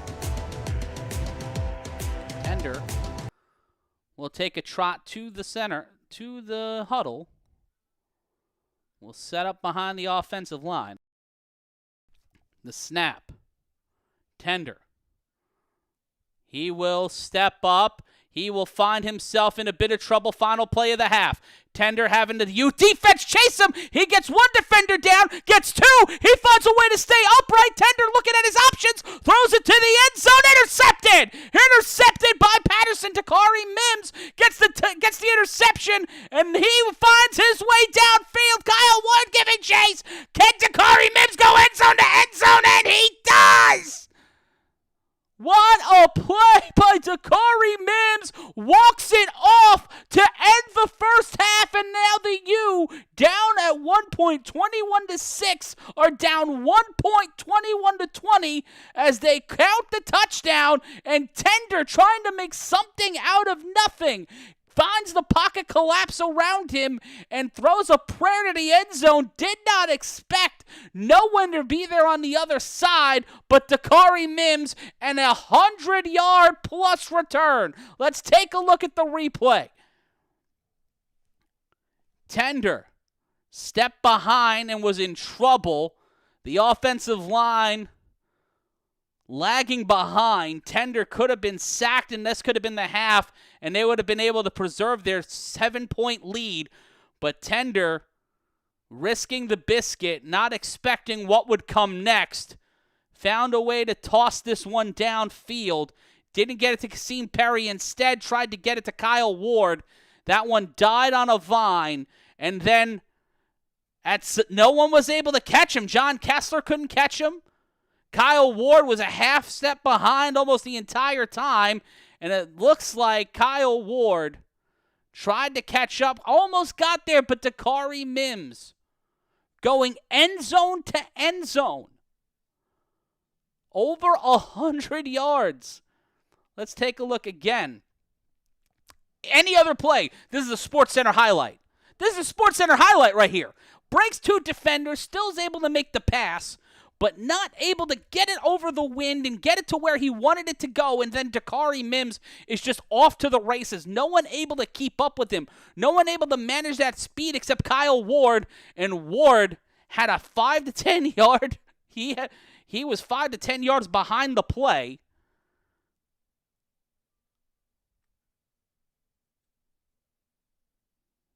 As conversation and consternation come up on the field, and it looks like they will not count it as a touchdown?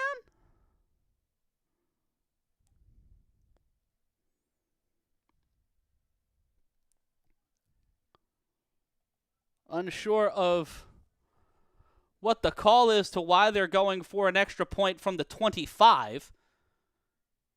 But a 10-yard penalty after the ensuing throw. An interception. The snap. Huff throws it back. The back stack. Oh! Oh, that was nasty, but that one's intercepted. And we will end the half with one hell of a way to go to halftime. 21-6. We'll be back in just a bit.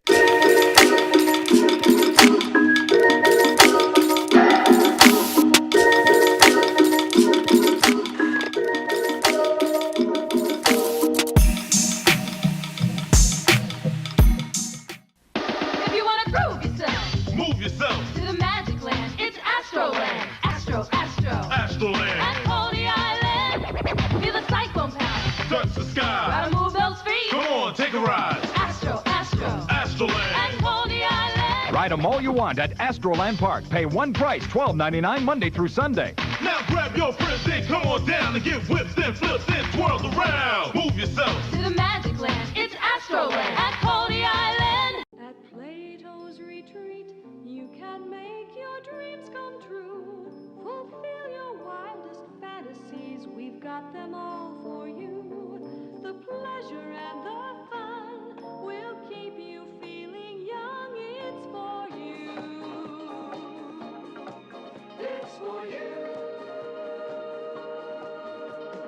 Plato's Retreat, located in the Ansonia Hotel, is a unique club open to free-thinking adult couples. We offer a relaxing, no-pressure environment, complete with heated swimming pool and that great disco beat. Plato's may not be for everyone, but you won't know until you try it. For more information, call... The pleasure and the fun will keep you feeling young. It's for you. It's for you. Plato's Retreat. It's for you. Come and see. It's for you. Now is the perfect time, and the season is just right. You can play all day and dance into the night. At beautiful Mount Airy Lodge, all you have to bring is your love of everything. For reservations, phone 1-800-441-4410. At beautiful Mount Airy Lodge, all you have to bring is your love of everything. They taught us how to love. They taught us how to live. And now they're back. Monster Ballads. 35 powerful hits on 2 CDs and 2 cassettes. It's awesome! Whitesnake. Winger.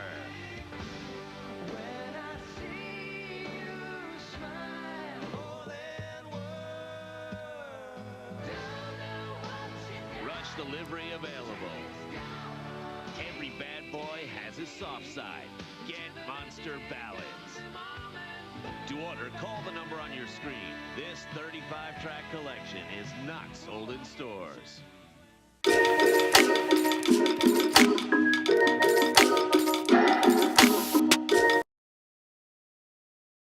Hey, they actually have highlights. Let's take a look at some of these highlights. That was Dakari Mims on his first of 2 touchdowns of the half. Let's take a look again at this play from Larry Wingo to make it 20-6. Here was the biggest play of the afternoon for the Animals on offense.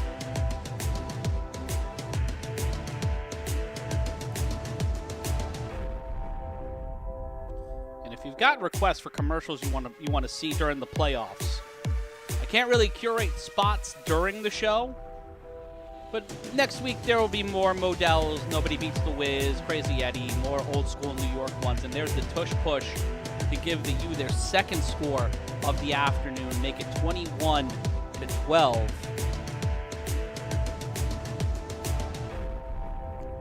We take a look again at the replay on the extra point. Aunt Mo, number 14, making it 21-14, ending our palindrome fun. But Chapdom, you think the U's going to upset the Animals? What do you guys think in the chat? Who do you think is going to walk out of today with the W?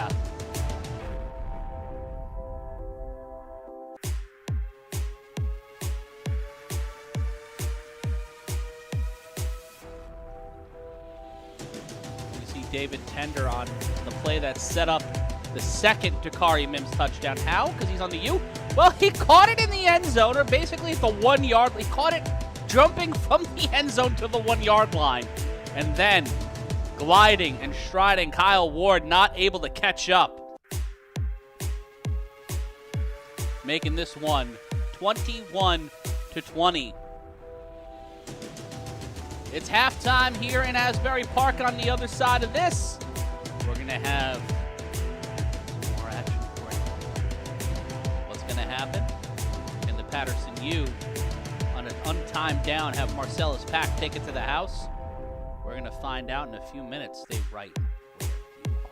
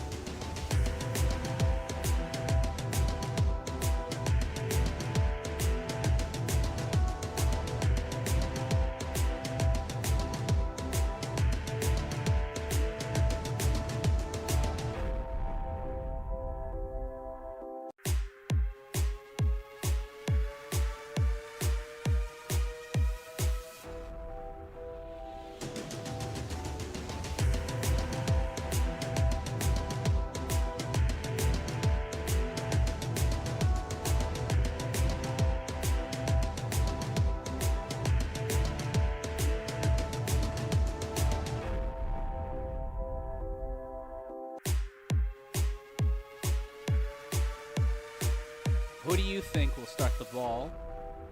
Who will start the half? Will it be Buck or will it be Huff? We're going to find out on the other side of this.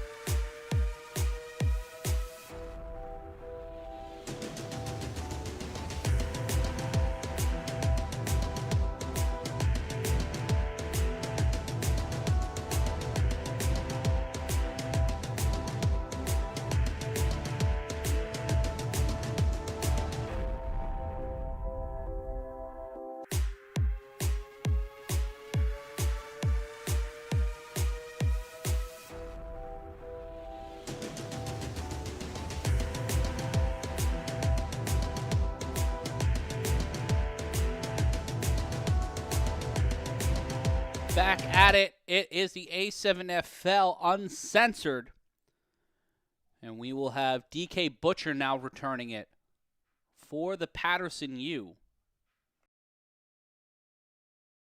Start of our second half here in Asbury Park. A 1-point lead for the Animals, looking to end this season undefeated and walk into the playoffs with the 1 seed. Both of these teams, either way, will come out of here with a bye. Next week it will be the BIC taking on the Virginia Heathens. And that is a run to the 50. He's still in bounds. Somehow, some way, DK Butcher able to make it happen and get past the 50. It will be 1st and 10 for the Paterson U, but it will be the 3 seed taking on the Virginia Heathens, and it will be the it'd be the Phantoms taking on the Heathens, pardon me, and the BIC will be taking on the Renegades. I believe that's how this will stack up. If not, it will be a repeat of the Heathens taking on the Renegades. Pardon me, the Renegades taking on Kentucky. 1st and 10 to screen. And that one will get past the 50, and they will be they will be stopped at the 46.5-yard line. And that's number 1 getting the quick reception. Another quick screen, that ball off the hands, and it will be 3rd down. Going back to the well a little quickly. The U unable to get off the blocks on their first 2 drives. Same with the Animals. But both teams giving up a fumble would lead to the U's first score of the day. Huff tosses it back. That's Dan the man. Dan Griffin putting a body on Ricardo Freeman and gets the 1st down, a gain of more than 4. Will get him past the 40-yard line. And that release valve helping out Huff. Another quick screen. And that is over to number 8. Haas Dubois.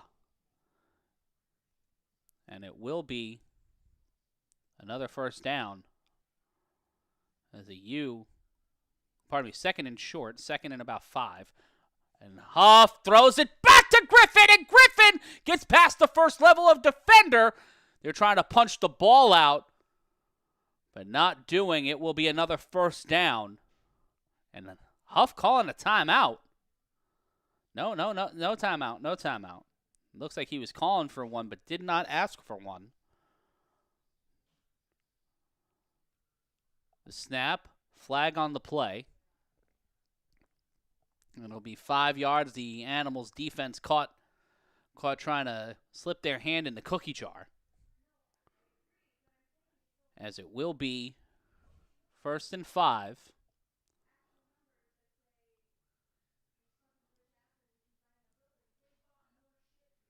It will be 1st and 5. 2 wide receivers at the bottom of your screen. 18 will set up on the block. The handoff to Griffin, and Griffin will get to the 10. Not enough for a first, but will keep the drive moving for Paterson. And a player down after that collision with Dan the Man Griffin. Looks like he's clutching his knee. Not what you would want to see. Let's take a look at the replay. Griffin coming right on through. Ooh, and that is a rough situation. I believe that's Jamar Wheeler who is down. Got whipped down to the ground and he's clutching his knee. He might have hurt that knee bad.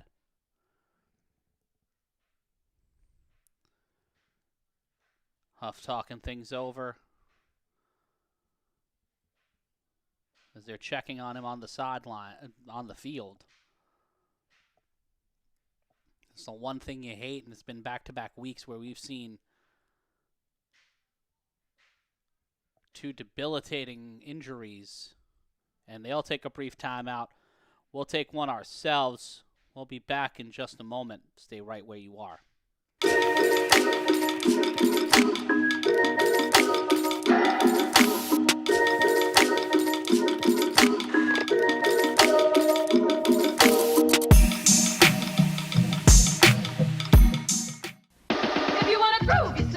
Move yourself to the magic land. It's Astroland. Astroland. At Coney Island, feel the cyclone power. Touch the sky. Gotta move those feet. Come on, take a ride. Astroland. At Coney Island. Ride them all you want at Astroland Park. Pay one price, $12.99 Monday through Sunday. Now grab your friends and come on down and get whips and flips and twirls around. Move yourself to the magic land. It's Astroland at Coney Island. At Plato's retreat, you can make your dreams come true. Fulfill your wildest fantasies, we've got them all for you. The pleasure and the fun will keep you feeling young. It's for you. It's for you. Plato's Retreat, located in the Ansonia Hotel, is a unique club open to free-thinking adult couples. We offer a relaxing, no-pressure environment, complete with heated swimming pool and that great disco beat. Plato's may not be for everyone, but you won't know until you try it. For more information, call... The pleasure and the fun will keep you feeling young. It's for you. It's for you. Plato's Retreat. It's for you. Come and see. It's for you. Now it's the perfect time, and the season is just right. You can play all day and dance into the night. At beautiful Mount Airy Lodge, all you have to bring is your love of everything. For reservations, phone 1-800-441-4410. At beautiful Mount Airy Lodge, all you have to bring is your love of everything. They taught us how to love. Give me something to believe in. They taught us how to live. And now they're... We're back with it here. 21-20, the U driving on their first drive of the second half. 2nd and 2. Huff, Griffin. Griffin in motion. Dot Boss behind the center. Dan Griffin will cut to the left side, and the Paterson U will get their first lead of the afternoon, and they will call that one back. And Dan Griffin was about to celebrate, but will get called back after the flag from the officials. Paterson almost with their first lead of the day. They'll switch Griffin out.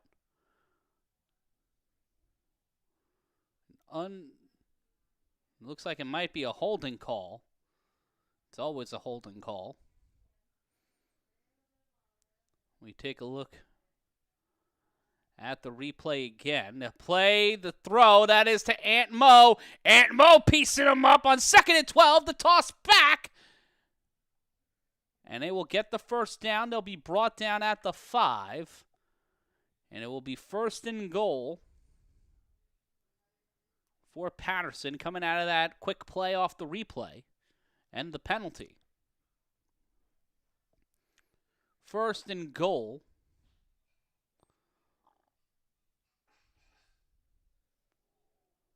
Take a look again at the replay. Huff facing pressure, but that man was wide open.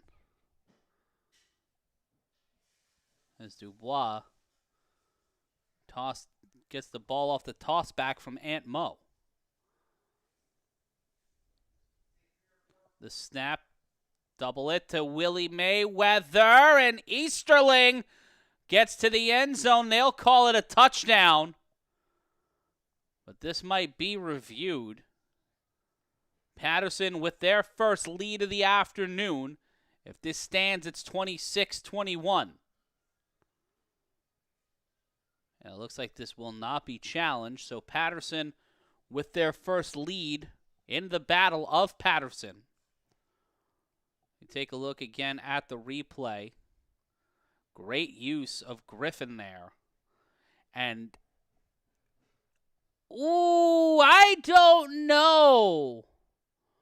It's going to stay, but Huff going for 2 from the 10. Trying to make this 28-21. Huff in trouble. Huff will whip this one, and it will land incomplete.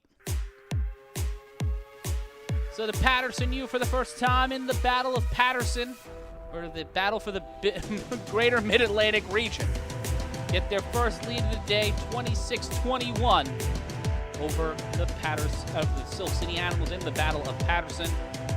Game's brought to you by Jim's House at Tim's. Call 555-555-1100. That's 555-555-1100. If you need a Tim, Jim's got them.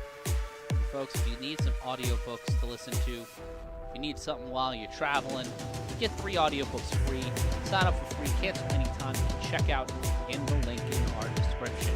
And also, with Mother's Day coming up, Father's Day coming up, or if you just want to tastefully dress your apartment, you can use our sponsors. And again, all of that in the info below. The 3-on-1 throw-off, and now Kyle Ward on 11-21 on a dead ball play. Spins out of the first level of defender, gets past 15. Can he get past Huff? He gets past Huff, who tries to trip him up, takes possibly a sock. And it will be 1st and 10. Ward getting inside the 45, and it will be the Animals looking to make their biggest move of the afternoon and take the lead back.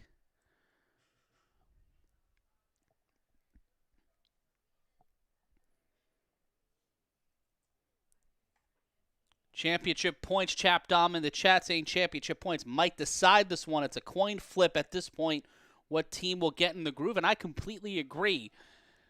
Championship points are going to be the deciding factor here. The handoff to Kwani Morgan, and Morgan could not get off the blocks. A loss of about 4. It'll be 2nd and 4. Morgan got injured last week after a 4-touchdown in the first half performance. Wingo will swap out. Kessler, Perry, and now joined by number 6. That's Nick Mays coming back out there. Might bolster the line a little bit. Morgan set up to the left of Tender. 2nd down. Tender throws this one, and it was intended for number 6. Was not able to get there. So it will be 3rd down. The clock will continue to run.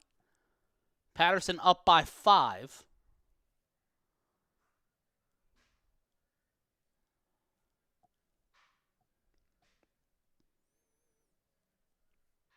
First drive of the afternoon in the second half for David Tender and the Animals.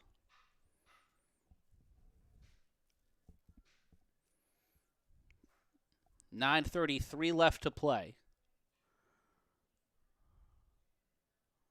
Perry at the top of your screen. Tender. He will carry it, and he will find himself spin dashing to the 40, loses the ball, and comes back up with it. A mild dribble, nearly lost it. Aunt Mo nearly knocked it out and got it back for Paterson. but will be brought down, is tender at the 34-yard line. 1st and 10, 9-10 left to go in the third. Let's take a look at the replay. Pocket collapsing has been a problem. The U have been sending the artillery right at tender. We see here 0-0 as David Collins. We take at the low angle lens. 1st and 10. Tender waiting for the call. The snap. Morgan finds room. Quanny Morgan gets the first down and more. Quanny Morgan at the 15-10 and is dragged out of play inside the 10-yard line. As one of the most valuable players in the A7FL steps up and steps in. Flag on the play. And we might have to go back.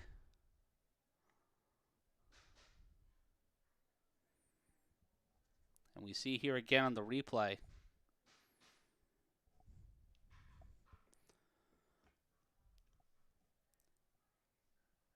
Off the flag, it's 1st and 10.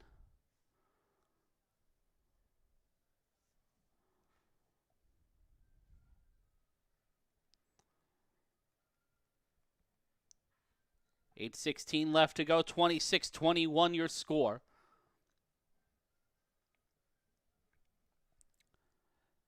Take a look again at the sponsors of today's program. Get yourself some razors, support our sponsors. Get a Harry starter set for as low as $5. You can get them or any of our sponsors, including our merch, in the description below. Be kind if you did. It'd be dope if you did that. Like, could you be a pal? Could you be a pal? Oh, let's see what happened here. Seems we have signal, but lost signal for a second. So you give me one moment. I will get that back to you.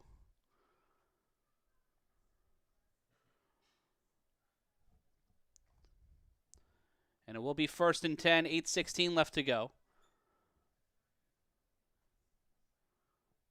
Gotta wonder what Perry and the rest of the Silk City team are able to do as the referees continue to conversate and consternate.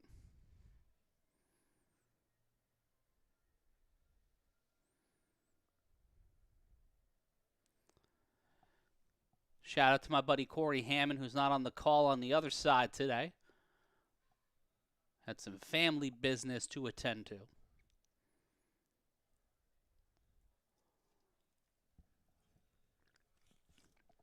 It'll be 1st and 20 as the time will tick down in our third quarter. 5-point difference. Animals were up at one point 21-6. And now it is 26-21. Kasim Perry, Quanny Morgan off the block from Kasim Perry. Gets a 10-yard rush. Will be 2nd and 10. As Morgan blasts out the backfield, getting a little bit of redemption after losing a first down and then some on his second rush of the game, and now on his third. He'll get a gain of 12. Let's take a look at the replay. Just great spacing by Morgan. Was able to get past Mims. Not enough to really extend further. Mims was tracking him the entire time. But great effort by Morgan to make it 2nd and 8. Timeout called by Paterson, their first of the half.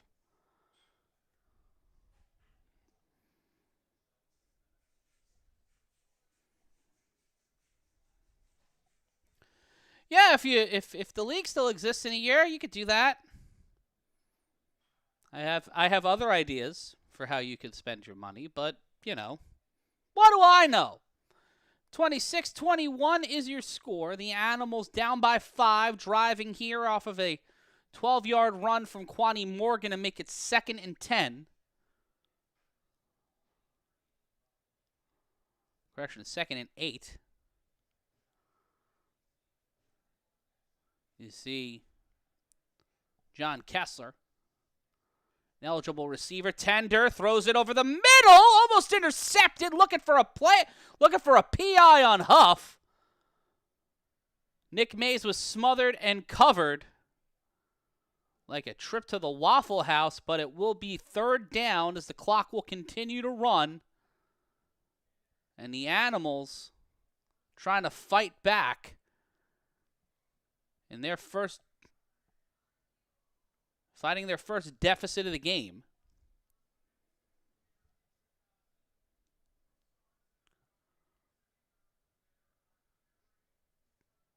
Tender with Morgan, Kasim Perry.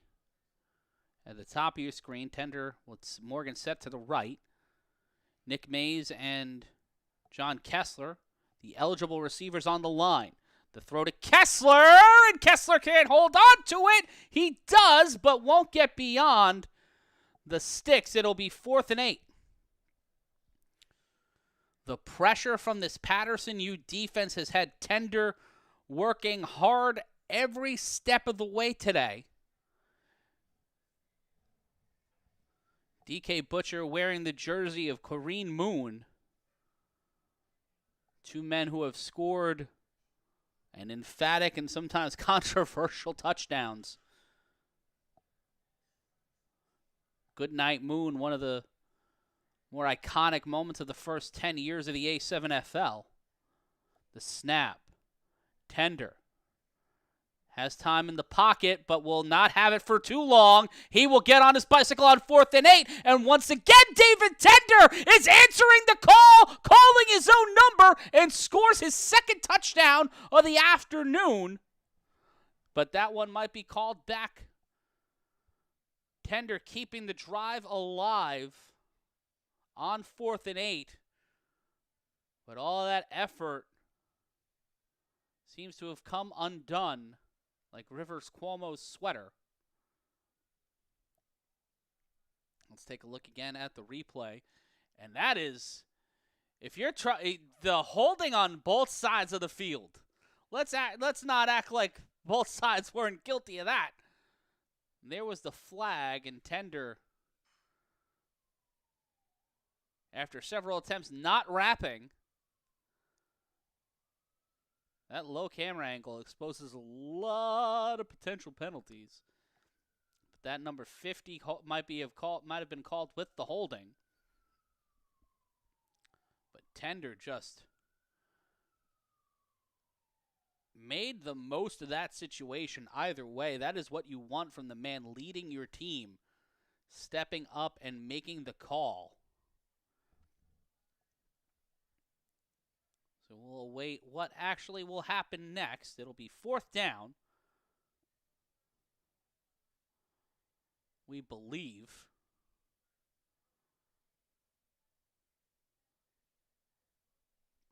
It'll be 4th and 33. And they will be throwing it off here. And I don't believe the get back would be in play in this situation.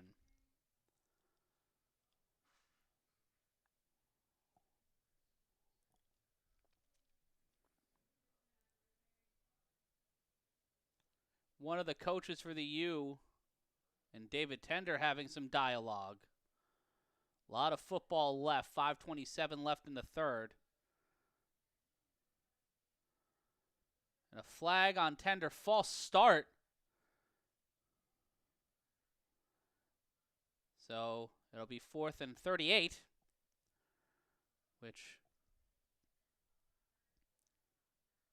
may or may not matter. And Tender completely frustrated from the situation and also the U sideline.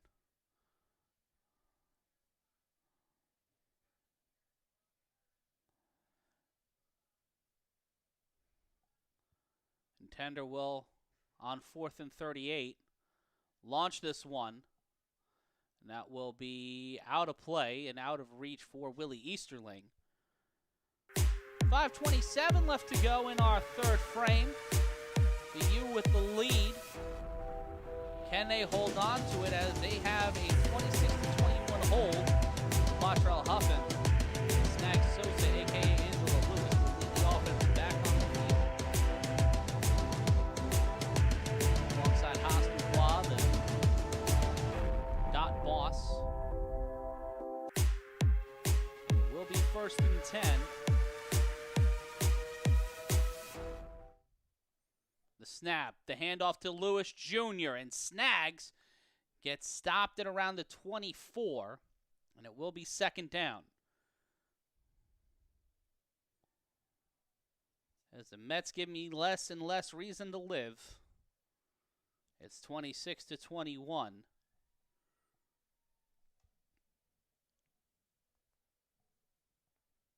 Clock continuing the run, 4:47 and counting.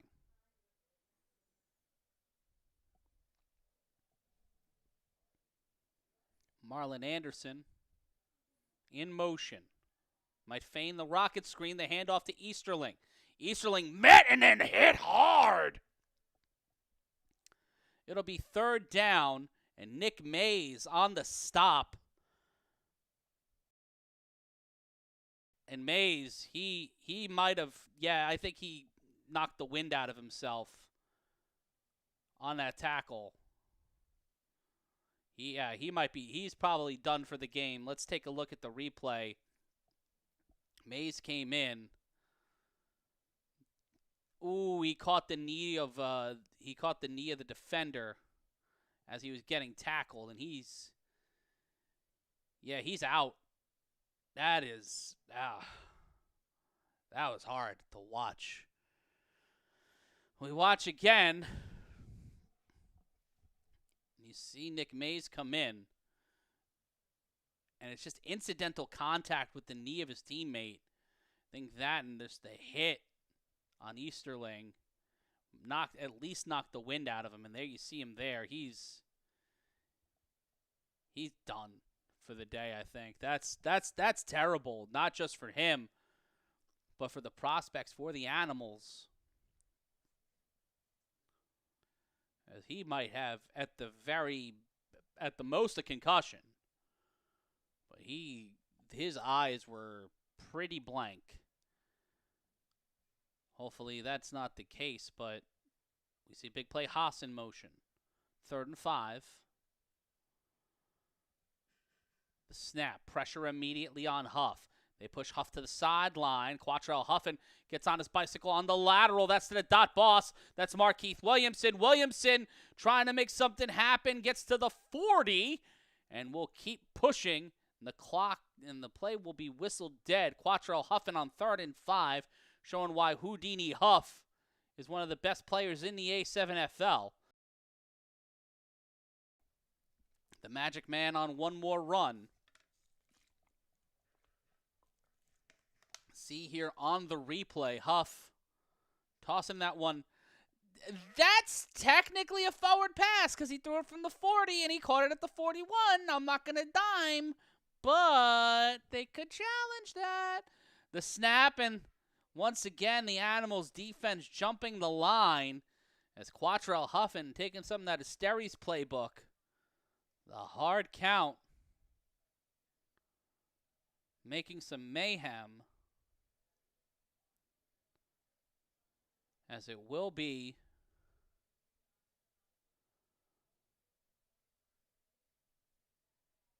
the chance for the Silk City Animals to try to get a stop here.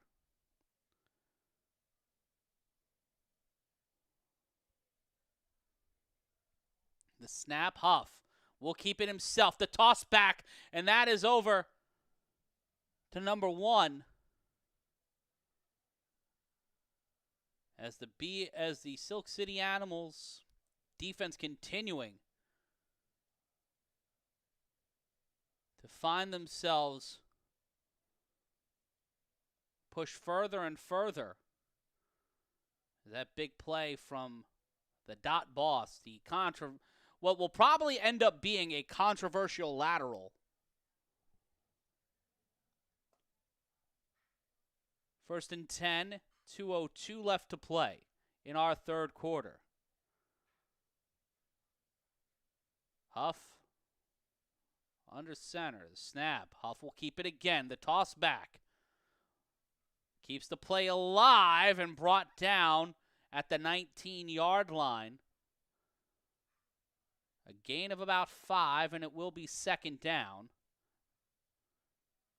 Second down and 5. 93 seconds left to go. In our third quarter, the U with a 5-point lead.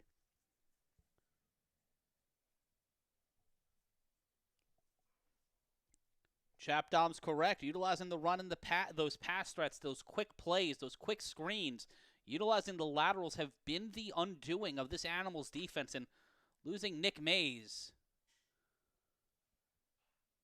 is definitely going to hurt them. And Snag Sosa finding his way through it into the end zone. Touchdown, Paterson.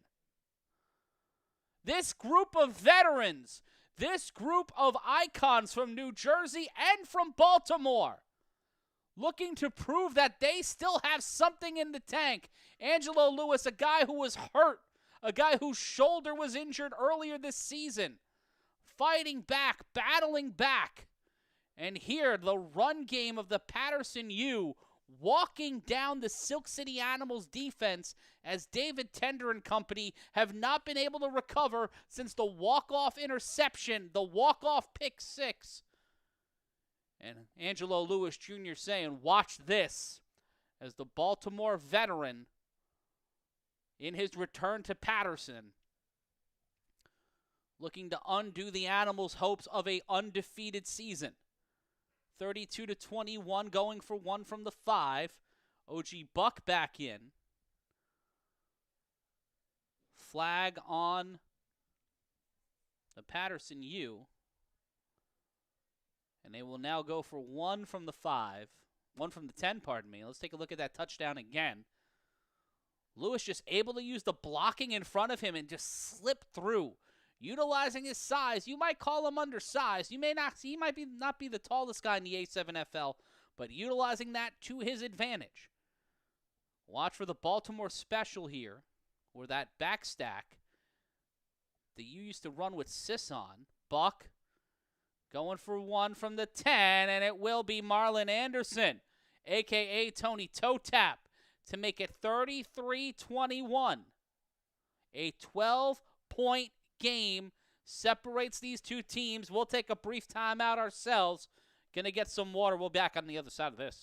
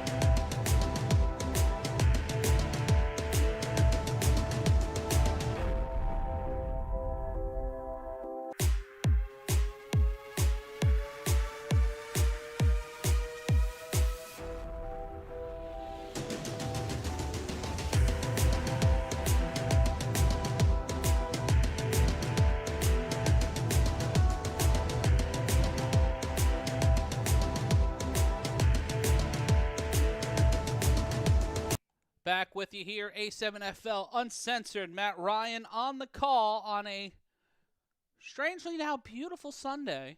Started out gloomy, but now if you're the Paterson U, the sun is shining brighter than ever. 21-33, 12-point game. Huff will set to launch this one from the 35. It goes on a fly all the way to the end zone. And Kyle Ward will kneel down and get this ball at the 20. And they will get a touchback. Animals struck first in this game. They were up at one point, 21-6.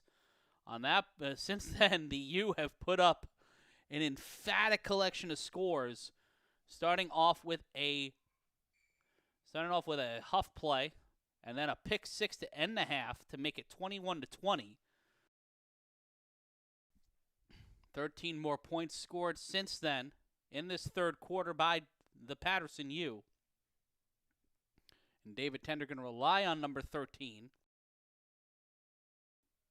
Kyle Ward, to help him out. Wingo, Ward, and Perry.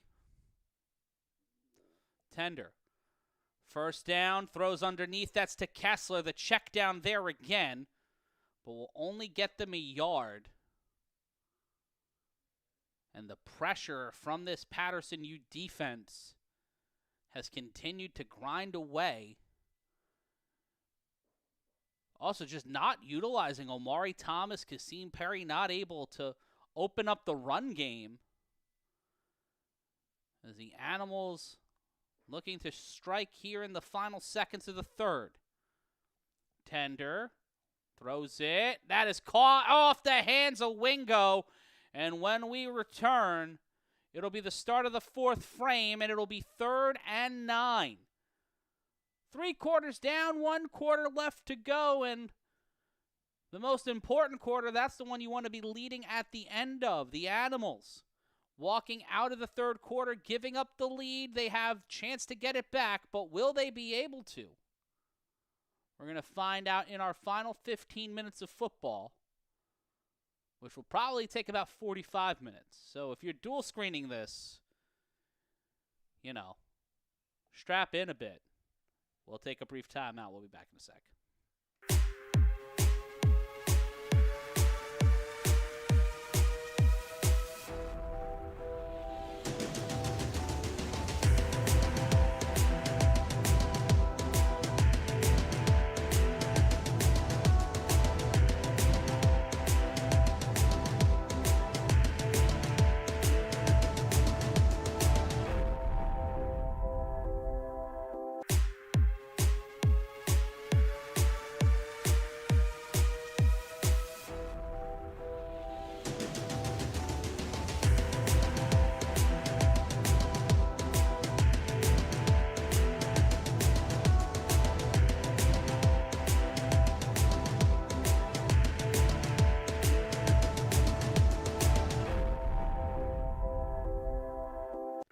Dom in the chat saying both of these teams seem to outsize the BIC. We need Valley in the playoffs. Oh, don't you worry. The playoff roster for the BIC is fucking nuts. The Florida guys are on it. All the big 3 are apparently on it. And I'm going to take a look at this BIC roster while we're break. They end the season 3-2. But Trey Baskerville, Alex Verardi is back. They got Verardi back. Oh, baby. We got Umar Butter-Lewis. Logo Davis is on the BIC roster. That with Matt Riddick, Mark Bagway. It's going to be a happening, and that starts next week right here on the Creator Sports Network. Start of our fourth quarter here. Matt Ryan with you. Kasim Perry at the top of your screen. He's in motion. Quani Morgan set up to the right. 3rd and 9. Tender throws this one. Caught! Kyle Ward off to the races. Kyle Ward tries to stay upright and is brought down at the 24-yard line.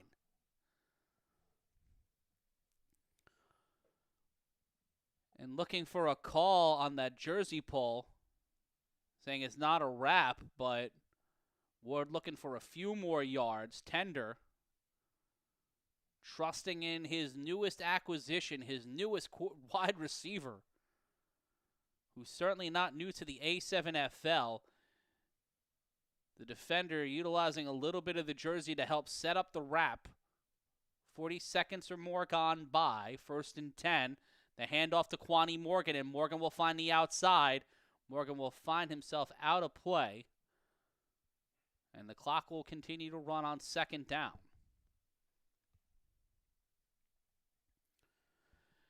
You got to wonder how this plays out for both of these teams.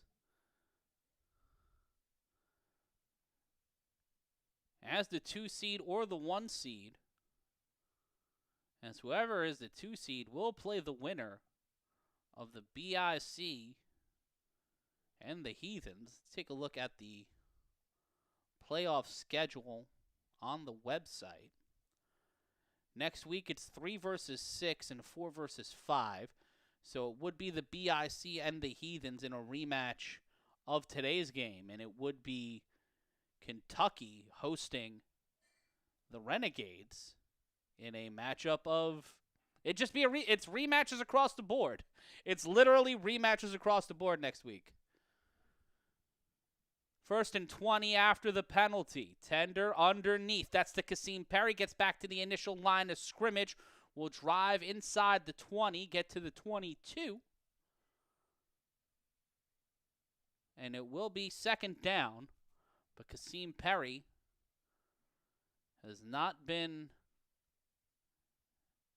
as active on this game, on the stat sheet, as he would like to be.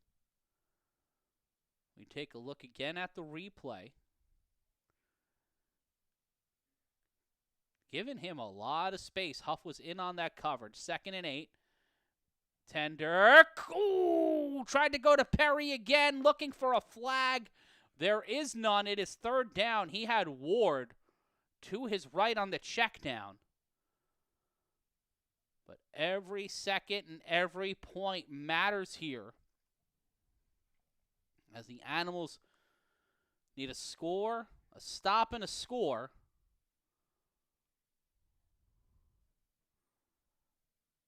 As the BIC, well, watching this one on the way back from Virginia, if they get past the Heathens next week, they will be probably playing the 2 seed, which right now will be the Silk City Animals. The throw by Tender. Caught. Wingo. Called him down. Touchdown. Silk City. Larry Wingo. Do not call him Trey, because he puts up 6. Makes it 33-27. As the Animals look to crawl their way back and claw themselves to the 1 seed. Their first score since the 2nd quarter.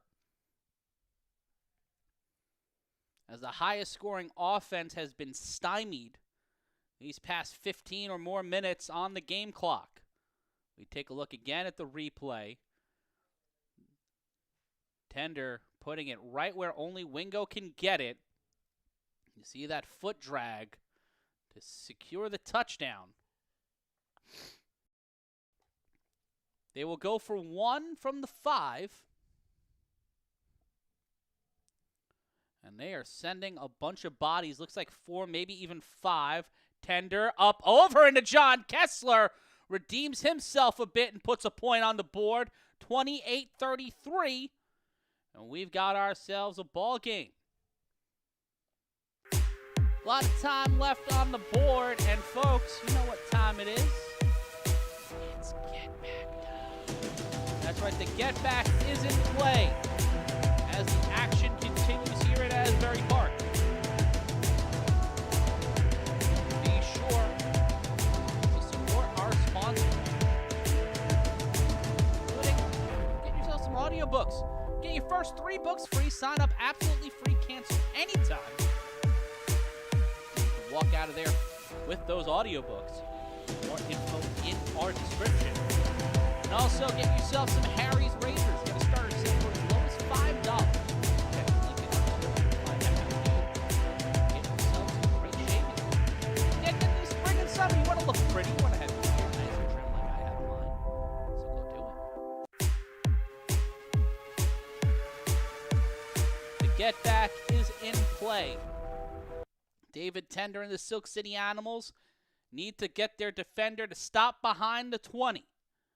The returner is Willie Mayweather. He catches it at the 10.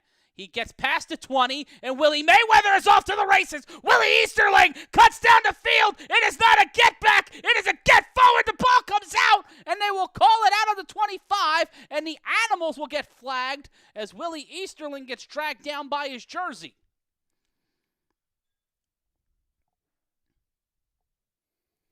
There was a discussion of the rules.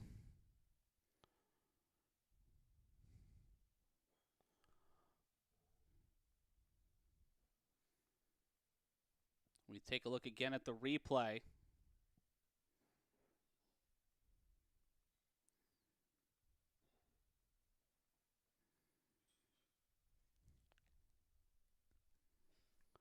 And a big play by Willie Easterling, and we'll take a timeout.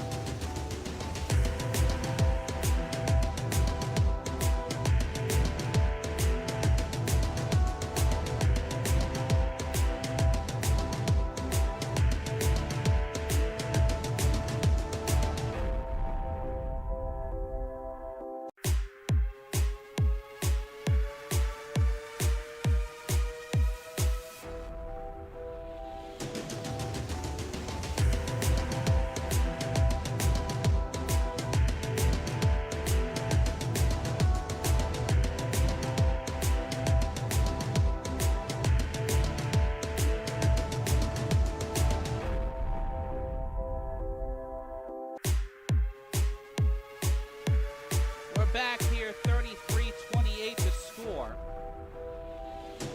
Paterson U with the lead, 11:59. Walking out of today with the top seed in the Eastern Conference, and the first time, quite possibly, since 2021, where a team will not go from the Eastern Conference undefeated. Huff, the throw to Dan Griffin. Griffin gets stopped. Nick Mays back in the game. Gain of 3. Gain of more than 3. Gain of about 5, and it will be second down. Time continuing the wind down.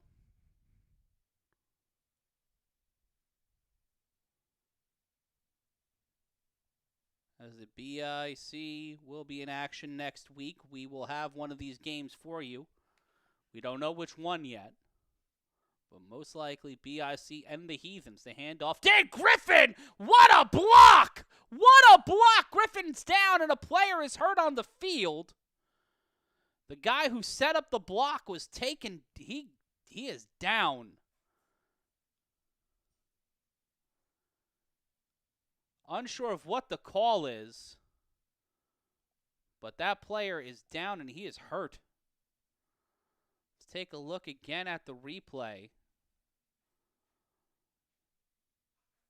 And that block was set up. Oof. That might have been a blind. That might be an illegal hit. I'm not sure. Trying to see what the flag actually was.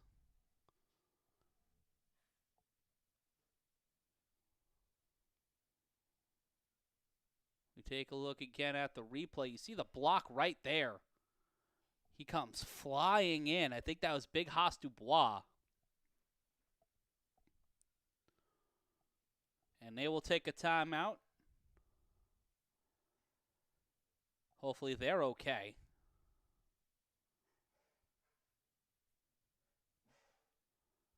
As it will be when we return, I believe first down. We'll be back in a sec.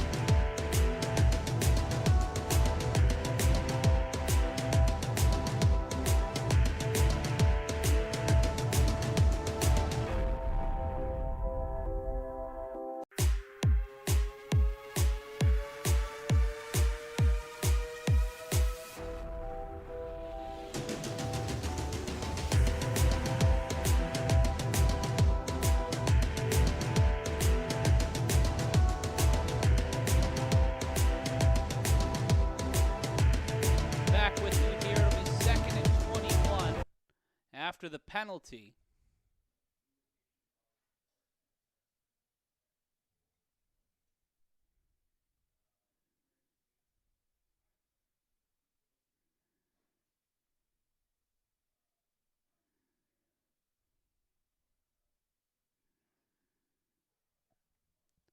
Second and 21 as we get the grassy knoll cam. Or turfy knoll, since it's not grass, it's turf.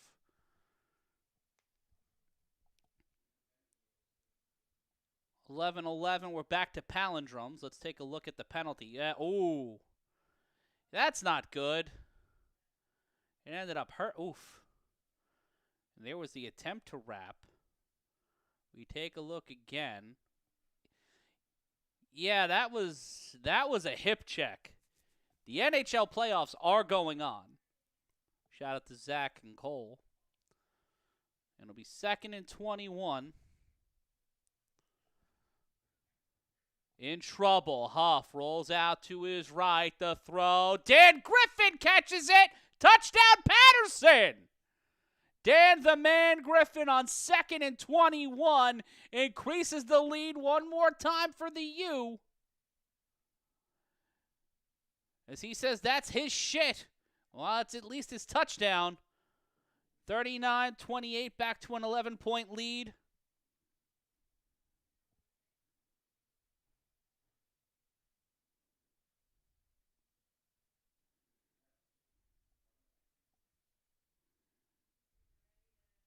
The throw to the end zone and just Griffin right there waiting for it.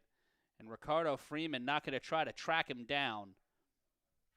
As the Paterson U extend their lead and keep getting a step further and a step further away from the Silk City Animals.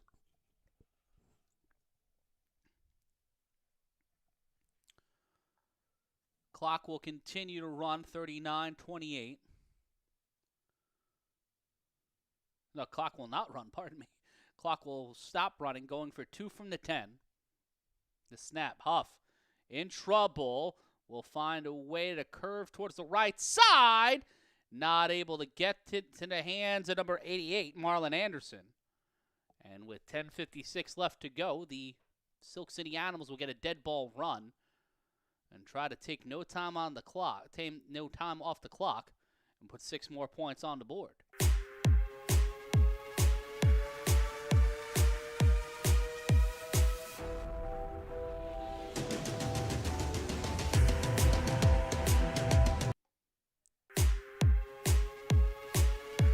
Next week, right here, as you see the announcers from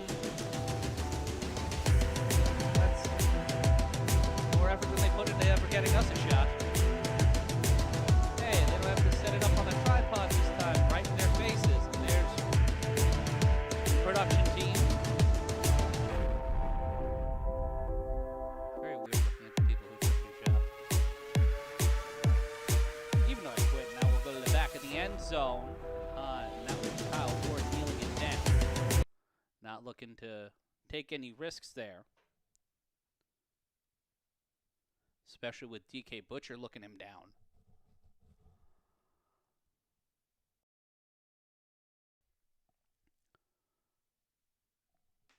First and 10. As my dog Olive wants to come into the room, and she can. Olive's always welcome. The shadow producer of this show. 39-28 your score. Wingo with a lot of space The handoff. Quaddy Morgan will scream on through. He will get to the 30. He will get to the 35.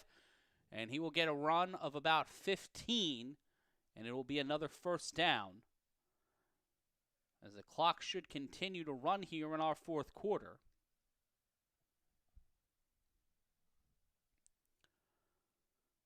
Huff on defense. Morgan gets the ball again from from David Tender. Ball comes out, and it's back. Ooh, who got it? Who got it? Who got it? It looks like it might stay with the Animals. But Quanny Morgan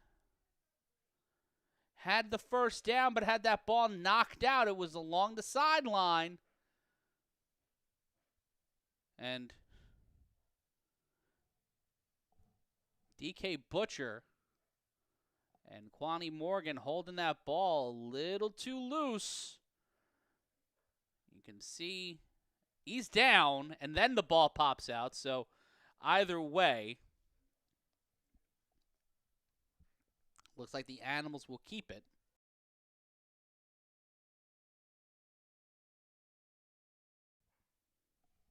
And Chap Tom saying it best, the Animals have the get-back rule.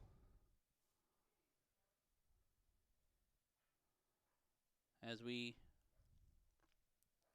see the call argued, it should be Animals' ball. He was down before contact.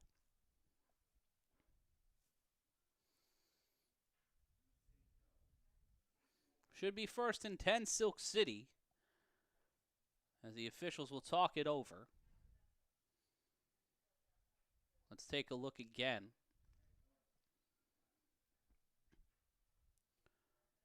Morgan's knee, he still has the ball, knees down, then the ball pops out. So by any measure of the rules, either way, it should be 1st and 10, Animals' ball. His knee hit the ground. As Will Franklin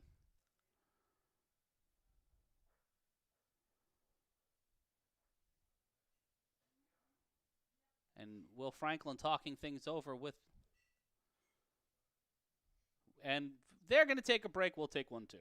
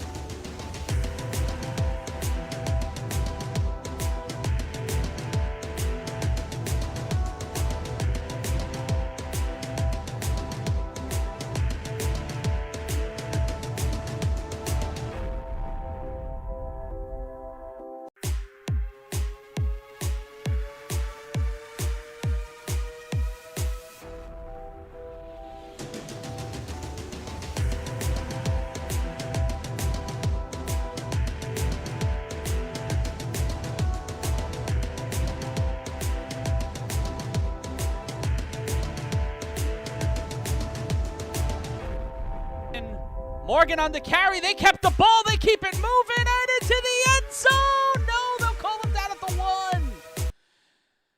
Because why would their break times be, 2 minutes or a minute? 45 seconds. Yeah. Clock continues to run. 39-28. Quanny Morgan again walking with a bit of a limp.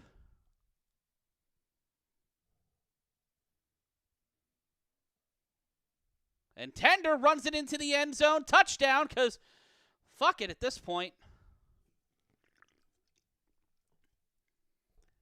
And the get-back rule is still in play, as Chap Dumb said in the chat a few moments ago. 39-34, a 5-point game. Can get as close as 3, but not in the A7FL. There's no kicking. So they will not get a chance to try to tie. The Animals need the get back, the stop, and a score. If they get the get back on the return attempt. They will get the ball at the 50-yard line and a fresh set of downs.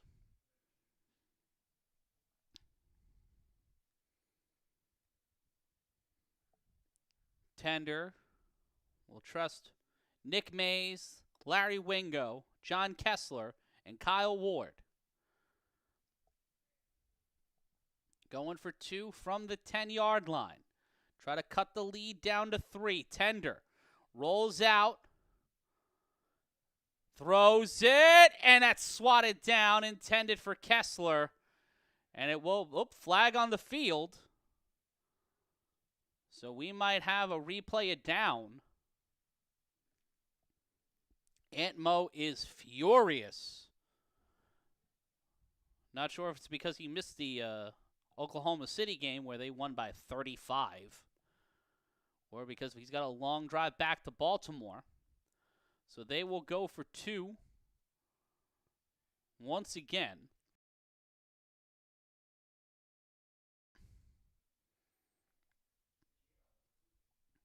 They will go for 2 from the 5 after the penalty.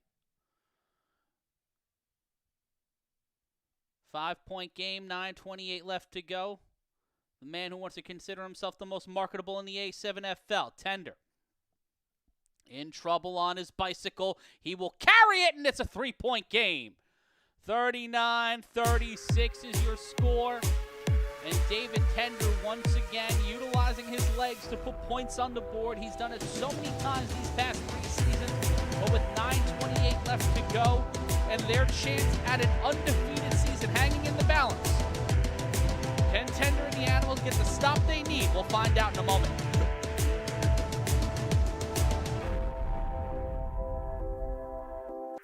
On the replay, Tender immediately felt pressure from number 18, that's Samad Session. He had the dot boss chasing him down, had TK Butcher on his trail. He had a receiver, but instead of that, I think he was already pot committed. 39-36 your score, and the get back is in play. The returner must pass their own 20 to keep possession. David Tender will be throwing it. Previous attempts at the get-back for the Animals today have led to huge returns, and with Marcellus Pack back there, see what happens if it is Pack. It is actually Willie Easterling who got them to the 50. Their last drive helped set up a touchdown. He is at the 25. Tender helps set him up, and they will be brought down at the 28-yard line, Will Easterling, as the Animals have 3 timeouts and the 2-minute warning to try to get a stop. The U only have 1 timeout remaining, as Paterson will return to the field. The clock will run as Quatrell Huffin and company look to play spoiler and secure the number 1 seed in the Eastern Conference. Walking into this season, a lot of people looked at Huff and the U as the 3rd best team in the Eastern Conference, which is not a slight. It's just coming off a national championship for the BIC and the Animals making it to the Final Four a year ago. It felt like an uphill climb. The toss back to Easterling. Easterling caught by Pluck Turner, and that will be enough for the first down as they are brought down near the 40. 8:48 and counting. They'll call him down for a new set of downs.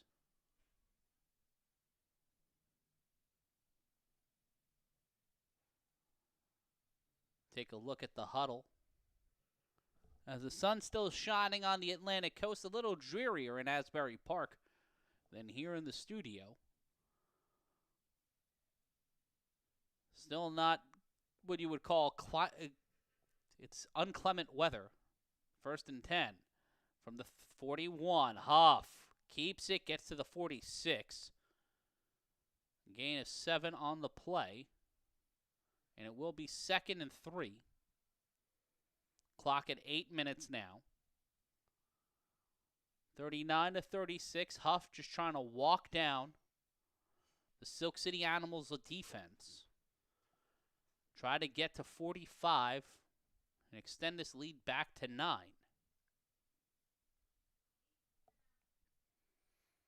Angelo Lewis Jr. in the backfield. The pressure. Huff will keep it. First down and more. Quatrell Huffin laterals it back, and it ends up with the Animals. They mistimed it, and Nick May, number 21, Cousin Man, steps up again and gets the stop and the turnover.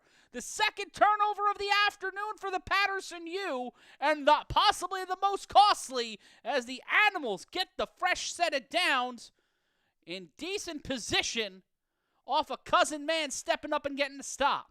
Let's take a look again at the replay. Huff found the seam, got past Nick Mays, got past that level of defense. See Dean coming after him, and then that muddled handoff, that muddled toss to Snag Sosa. And Cousin Man wearing the turnover chain, getting some love on the sideline.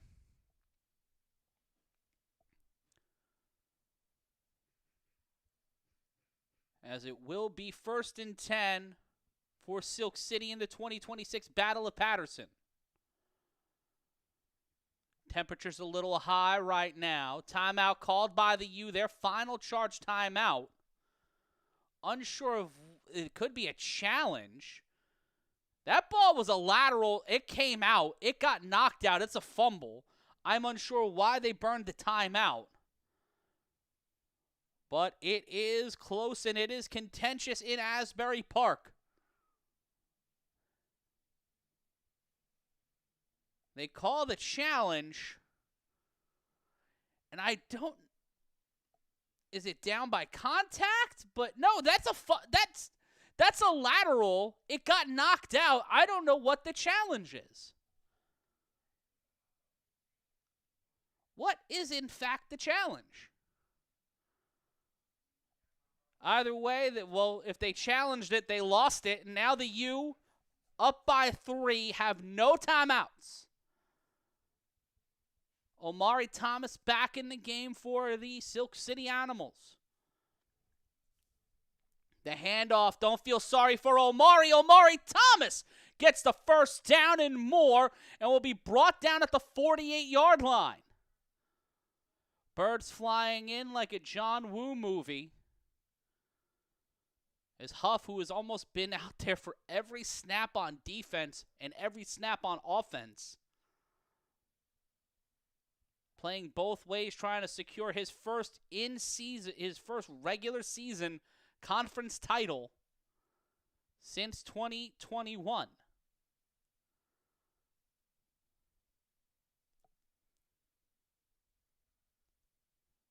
Clock continuing to wind down. Animals in control of their own destiny. Hand off to Thomas again. Thomas will get to the 49, a gain of 1. And it will be 2nd down. And DK Butcher looking a little worse for wear after that tackle. As the action continues on the Creator Sports Network.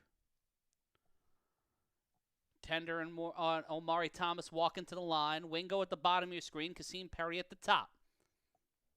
Tender will keep it. David Tender drives through, and he, like Mark Bravaro, finds a way to power through with a man holding on to him. Will get it to 3rd and 1. Tender continuing to talk shit. Even though they're down by 3, they feel like they've gotten the momentum and the juice back. 3rd and 2, they still need to get the first down, and they still need to try and keep the U off the field. They need to keep Quatrell Huffin from getting the ball back. You don't want this game to end with Quatrell Huffin holding on to the ball. The handoff, and that is Quani Morgan. Quani Morgan gives it up. Tender gets it back, and that one will make it 4th down. Unable to cut to the outside. Tender and Morgan go from 3rd and 2 to 4th and 4.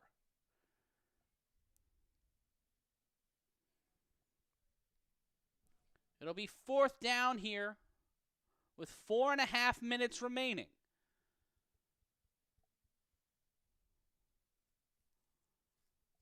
Nick Mays wanting wanting something here as he stands on the sideline. The Joker, John Kessler, will be an eligible receiver. He talks things over. Thomas out there in place of Morgan. 4th and 4. Have to get to the 41-yard line. Tender throws it to Omari Thomas. Thomas will get to the 36. First down, Silk City. And tick, tick, tick, tick, tick. The clock continuing to run here in Asbury Park. 3:45 and counting. Wingo out for Ward. Wingo wanting to be out there for those clutch minutes. Fresh set of downs, and the Animals have to stay focused. They can't go on cruise control, but are looking to try to walk and wind this down as they have control of the clock. As the U with no timeouts can only use the 2-minute warning to save them. Omari Thomas stopped at the line, and it will be 2nd down. A little bit of miscommunication there between Tender and the offensive line. I don't think they were on the same page.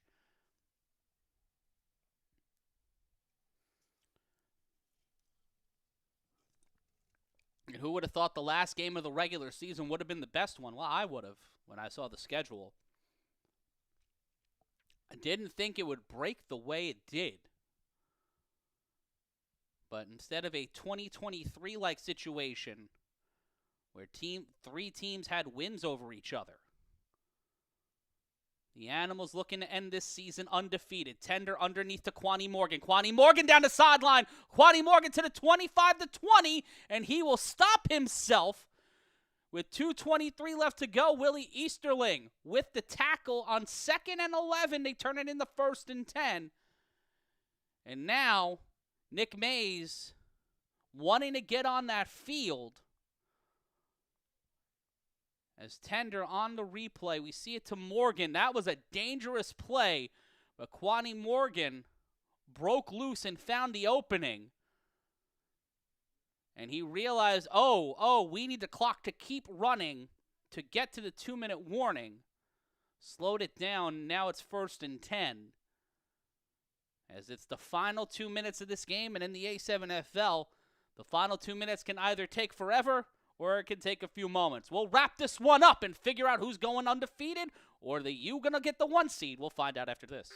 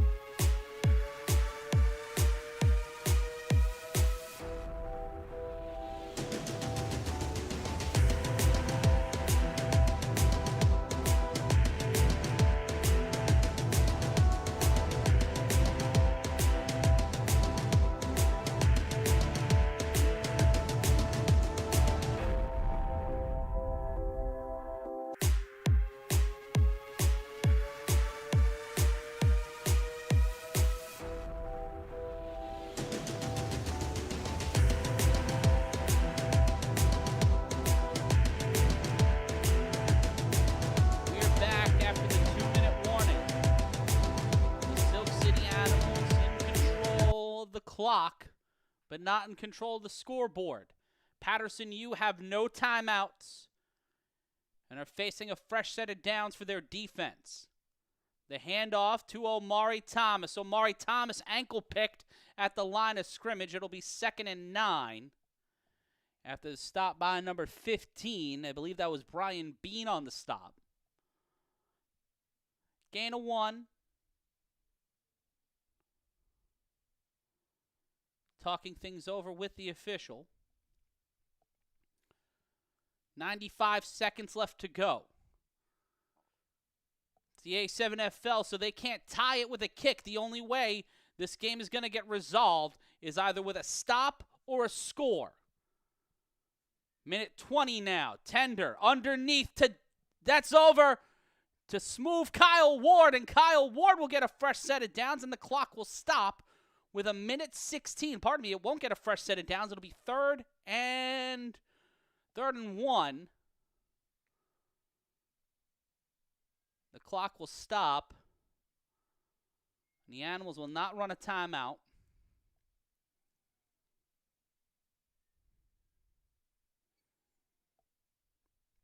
David Tender saying run the clock, but the clock cannot run because it was a play that got pulled out of bounds.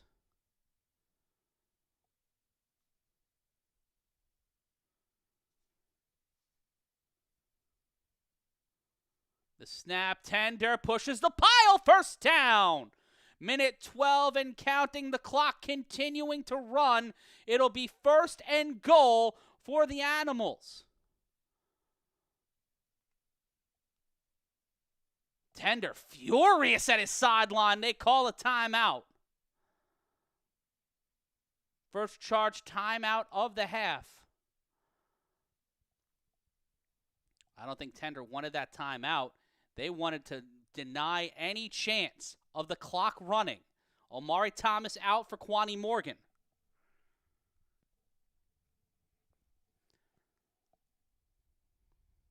Of course, you're going to get uncensored commentary during the playoffs. We'll be with you next week at 4 o'clock, and hopefully we'll be with you for all the big games in the playoffs.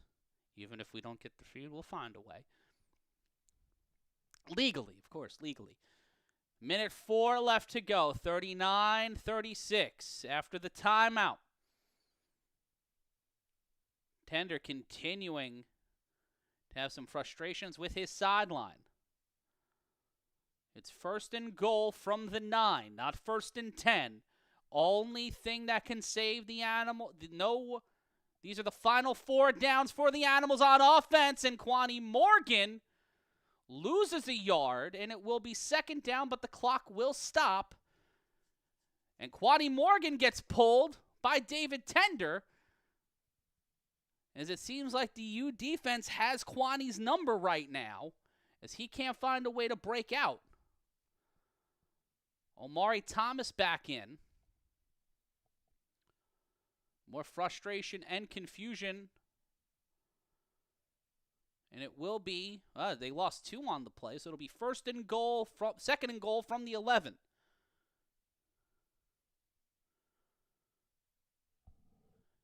Tender has 3 more downs in 59 seconds along with 2 timeouts. He's got Wingo and Kyle Ward at the top and bottom of your screens. Omari Thomas set up to the right. Tender throws it. Wingo can't get there. Huff on the stop, and it will be third down, and the clock will stop again on the incompletion. And Wingo will be sent to the sideline as the frustration mounting here. The Animals wanting to score and close the door have only 2 chances left. They need to score here. There is no chance for a first down. There's no other chance for them to keep this game alive. They need to score in the next 2 plays. Omari Thomas in motion. David Tender throws it. It gets intercepted by Huff. Intercepted by Quatrell Huffin at the 1-yard line. Quatrell Huffin with 44 seconds left to go and no timeouts has given himself and the Paterson U a chance to lock this game in. Holy shit. What a stop by Quatrell Huffin. The Animals couldn't close the door. The Animals couldn't shut the door. And right here, right now, it has broken down. We take a look at the replay. Tender. And that is just right into the hands of Huff.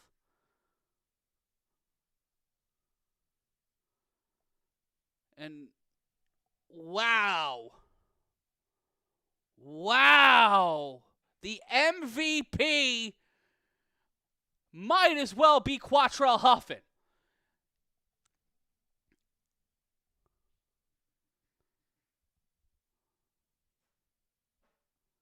And once again, knocking on the door of destiny. They're going to take a break. They're going to figure out what the fuck happened. We'll do the same.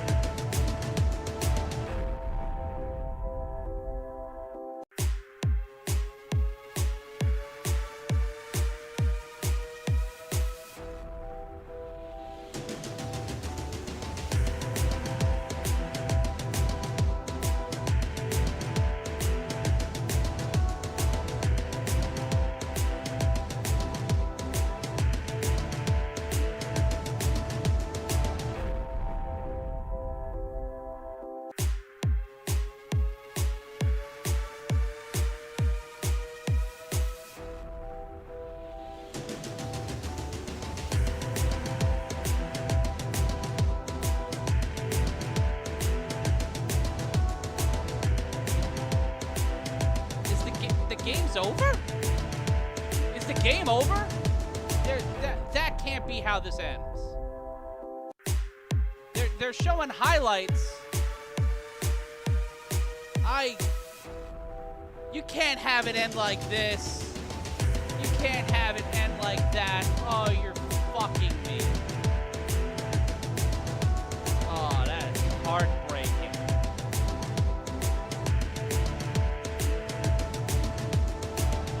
If that's the end of the regular season, let that be the perfect encapsulation of this league. As you see the highlights here,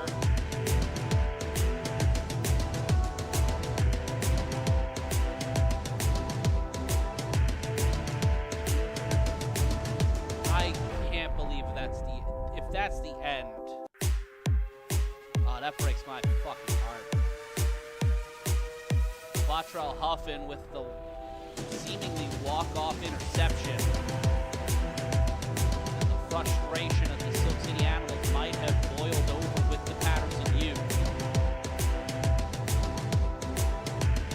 It seems that the Silk City Animals will walk out of here 4-1 on the season, their first and only loss. And the Paterson U have conquered not only the BIC to start the regular season, but defeat the Silk City Animals off the efforts of Quatrell Huffin at quarterback and defensive back to secure the win and their first #1 seed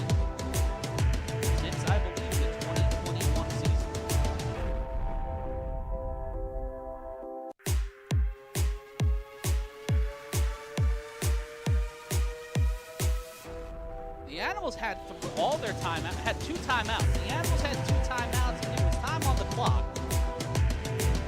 But it seems, for whatever reason, as we see the first of seemingly 2 interceptions on the day for David Tender, this one to walk off the first half after the U suffered their only loss of the season on a walk-off from Keno Thomas last week in Kentucky. They came back with a vengeance and beat the team that was walking in today number 1 in the league in offense, number 2, 3 in defense, stingiest team in the Eastern Conference. But the Paterson U, somehow, some way, locked in, walk away with the victory. We go through a collection of scores from today. What a performance from Quatrell Huffin. His awareness and his ability to get the ball. The players like Dan Griffin to get it, to distribute that ball today, especially in the running game with Snag Sosa and Willie Mayweather. A tremendous play, a tremendous afternoon.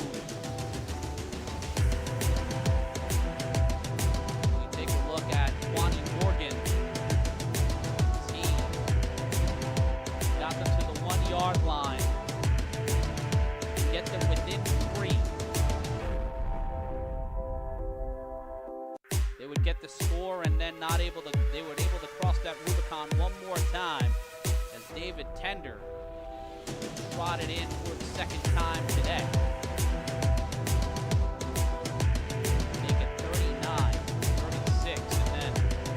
Up, trying to toss it, ends up in the hands of the Silk City Animals as they were able to get the win, as this right here, Quatrell Huffin walked it off. As it seems this game is over, our season, our regular season is over. So long